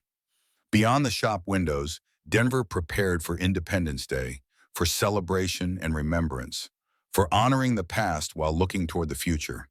And within, a family shattered by betrayal and violence took its first tentative steps toward wholeness, toward healing, toward the promised land that lay not in territory or possession, but in the bonds that had endured despite all efforts to destroy them. 1 month later, Catherine stood on the porch of a half-built cabin, watching the sunset paint the distant Rockies in shades of gold and crimson. The land spread before her in gentle slopes covered with summer grass and wildflowers. 20 acres of promise, a gift from a grateful president to the people who had helped prevent catastrophe. The cabin was taking shape rapidly, its logs and beams rising to frame what would soon be home. Nathan worked methodically, his experience building his Virginia farmhouse with Rebecca now serving to create this new beginning. Local men helped too, neighbors from nearby homesteads pitching in as frontier folk had always done. Catherine had contributed her own skills, designing a workshop that would adjoin the main house, a place where she could pursue the mechanical interests Benjamin had fostered in her.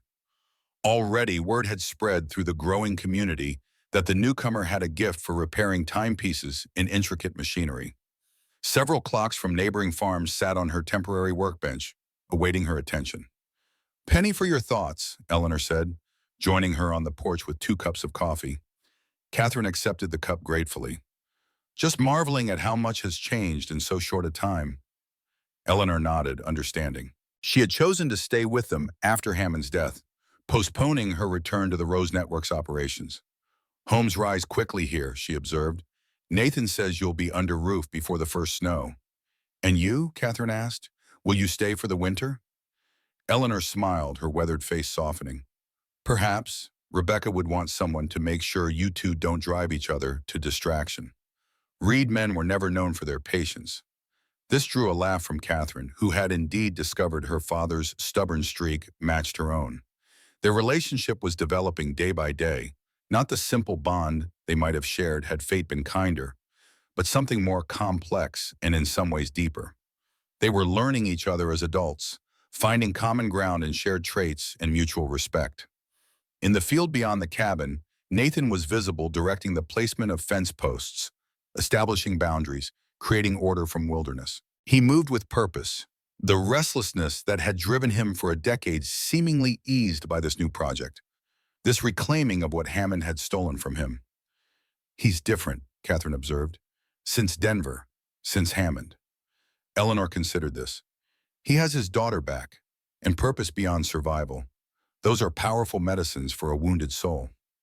Catherine nodded, understanding. Her own healing continued as well, reconciling Catherine Sullivan's education and refinement with Emma Reed's inherited resilience, forging something new from both legacies. She had written to her friends in Boston, explaining as much as she could of recent events, her discovery of her true parentage, her decision to remain in Colorado. Some would understand, others would not, but Catherine had made peace with that uncertainty, recognizing that her path forward lay here, in this new beginning. The workshop taking shape alongside the cabin symbolized this integration of her divided selves, Benjamin's practical lessons finding expression in this frontier setting. The workshop would be both her sanctuary and her contribution to their new community. Where Benjamin had taught her precision and attention to detail in the refined world of Boston banking, here those same skills would serve to fix broken plows and repair the tools that sustained life on the frontier. It was a bridge between her two lives, two identities merging into something new. Letter came today, Eleanor mentioned, producing an envelope from her pocket. From Abigail Cooper in Denver. Thought you might want to read it. Catherine accepted the letter, breaking the seal to find Abigail's neat handwriting covering several pages. The seamstress reported that Denver was returning to normal after Hammond's death and the arrest of his conspirators. President Grant's Independence Day address had proceeded without incident, his words of unity and healing finding receptive ears in a nation that would never know how close it had come to renewed conflict. More personally, Abigail wrote that the Rose Network was continuing its work, though with a different focus now that Hammond's conspiracy had been dismantled. The network of women Rebecca had established was turning its attention to other threats to the nation's healing: corruption, exploitation of former slaves, violence against Native peoples. Rebecca's legacy lived on, adapting to new challenges as she would have wanted. The letter concluded with an invitation to visit Denver for the Harvest Festival in October, and news that Abigail had received word from James Cooper, alive after all, having escaped Hammond's men and gone into hiding until certain the conspiracy had been neutralized. Good news, Catherine said, folding the letter carefully. The world continues to turn. As it should, Eleanor agreed. Rebecca used to say that the true measure of our work wasn't in victories won, but in life continuing unmarked by violence or upheaval. Ordinary days, ordinary joys, these are the real triumphs. The philosophy resonated with Catherine, who was finding unexpected contentment in the rhythm of frontier life. The daily tasks of building, planting, preparing for winter, interspersed with moments of quiet beauty, like this sunset painting the mountains gold. Nathan approached from the field, wiping his brow as he climbed the porch steps. Fence lines marked, he reported. Taylor and his boys will help set posts tomorrow. The Millers sent word they'll bring dinner, Eleanor informed him. Sarah Miller seems quite impressed by the handsome widower building on the creek property. Nathan flushed slightly, uncomfortable with the implication. They're being neighborly, that's all. Of course, Eleanor agreed, a mischievous glint in her eye as she gathered the coffee cups and retreated inside, leaving father and daughter alone on the porch. She's matchmaking, Nathan grumbled once Eleanor was out of earshot. Catherine smiled. Is that so terrible? Life goes on, even after loss. Rebecca would want you to be happy, Catherine finished gently, as Benjamin would have wanted for me. They gave us life twice over, first in bringing us into the world, then in saving us from Hammond. The best way to honor that gift is to live fully. Nathan considered this, his gaze returning to the sunset-painted mountains. You sound like her again. Rebecca always saw life as something to be embraced, not just endured. Then I'm honored by the comparison, Catherine said simply. They stood in companionable silence as darkness gradually claimed the land, stars appearing one by one in the deepening blue of the evening sky. In the distance, a coyote called, its haunting voice echoing across the valley. Hammond took much from us, Nathan said finally. But not everything. Not this moment, nor the ones to come. No, Catherine agreed. Those belong to us alone. Later that night, as Catherine prepared for sleep in her small room off the main cabin, she removed the silver hairbrush from her dresser.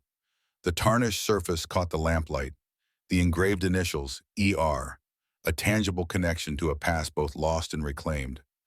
She brushed her hair slowly, remembering fragments of a dream, or perhaps a memory, of Rebecca doing the same. Her mother's gentle hands and soothing voice, a comfort against the night's shadows. The recollection was incomplete, more impression than clear image, but it was enough. Another piece of herself recovered, another thread connecting past to present. Outside, the vast Colorado sky stretched star-filled above their half-built home. Tomorrow would bring more work, more progress toward completion. The workshop would take shape, the fence would extend its boundaries. The cabin would rise log by log toward the roof that would shelter them through winter and beyond. Promised land, she had called it that night in Denver, the phrase coming unbidden to her lips. Not the biblical promised land flowing with milk and honey, but something more personal. A place of second chances and new beginnings, of healing after loss, of family reclaimed from the ashes of betrayal and violence. Catherine Emma Reed set the hairbrush down, extinguished her lamp, and settled into the darkness, listening to the night sounds of her new home. Nathan's soft snoring from the main room, the creak of the cabin settling, the distant chorus of insects and nightbirds. Simple sounds, ordinary moments. The quiet triumph of life continuing unmarked by violence or upheaval. Rebecca would have understood. Benjamin, too. They had given her life, each in their own way, and now she would honor that gift by living fully in this place of promise, this land of new beginnings. As she set down the brush, her fingers brushed against a small wooden box she'd discovered among Benjamin's personal effects after his death. She'd brought it with her but hadn't yet found the courage to open it. Tonight felt different somehow. Catherine lifted the lid carefully. Inside lay a folded letter and a simple gold ring. The letter, in Benjamin's precise handwriting, was addressed to Emma, when you're ready. With trembling hands, she unfolded it. My dearest Emma, if you're reading this, you've discovered the truth of your origins and have chosen to embrace both parts of your remarkable identity. This ring belonged to your mother, Rebecca. She entrusted it to me the night I took you east, asking that you receive it when you were ready to know the full truth. Rebecca believed that someday the world would be safe enough for you to reclaim your name and your history. I've kept this ring and her memory safe until that day arrived. There is one more thing she asked me to tell you. The Rose Network was never meant to end with Hammond's defeat.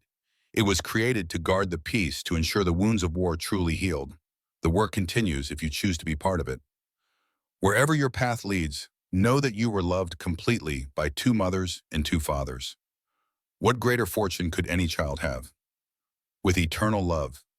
Benjamin, Catherine slipped the simple gold band onto her finger. It fit perfectly, as if it had been waiting all these years for this moment. In her other hand, she held the silver hairbrush, one gift from her first father. On her finger glimmered the ring, a gift from her mother preserved by her second father. And outside, the sound of hammers and saws echoed across the valley as her first father built their new home. The circle was complete. In the morning, they would build again, not just a cabin on the frontier, but a life woven from threads that war and treachery had tried and failed to sever. And somewhere, perhaps, Rebecca smiled.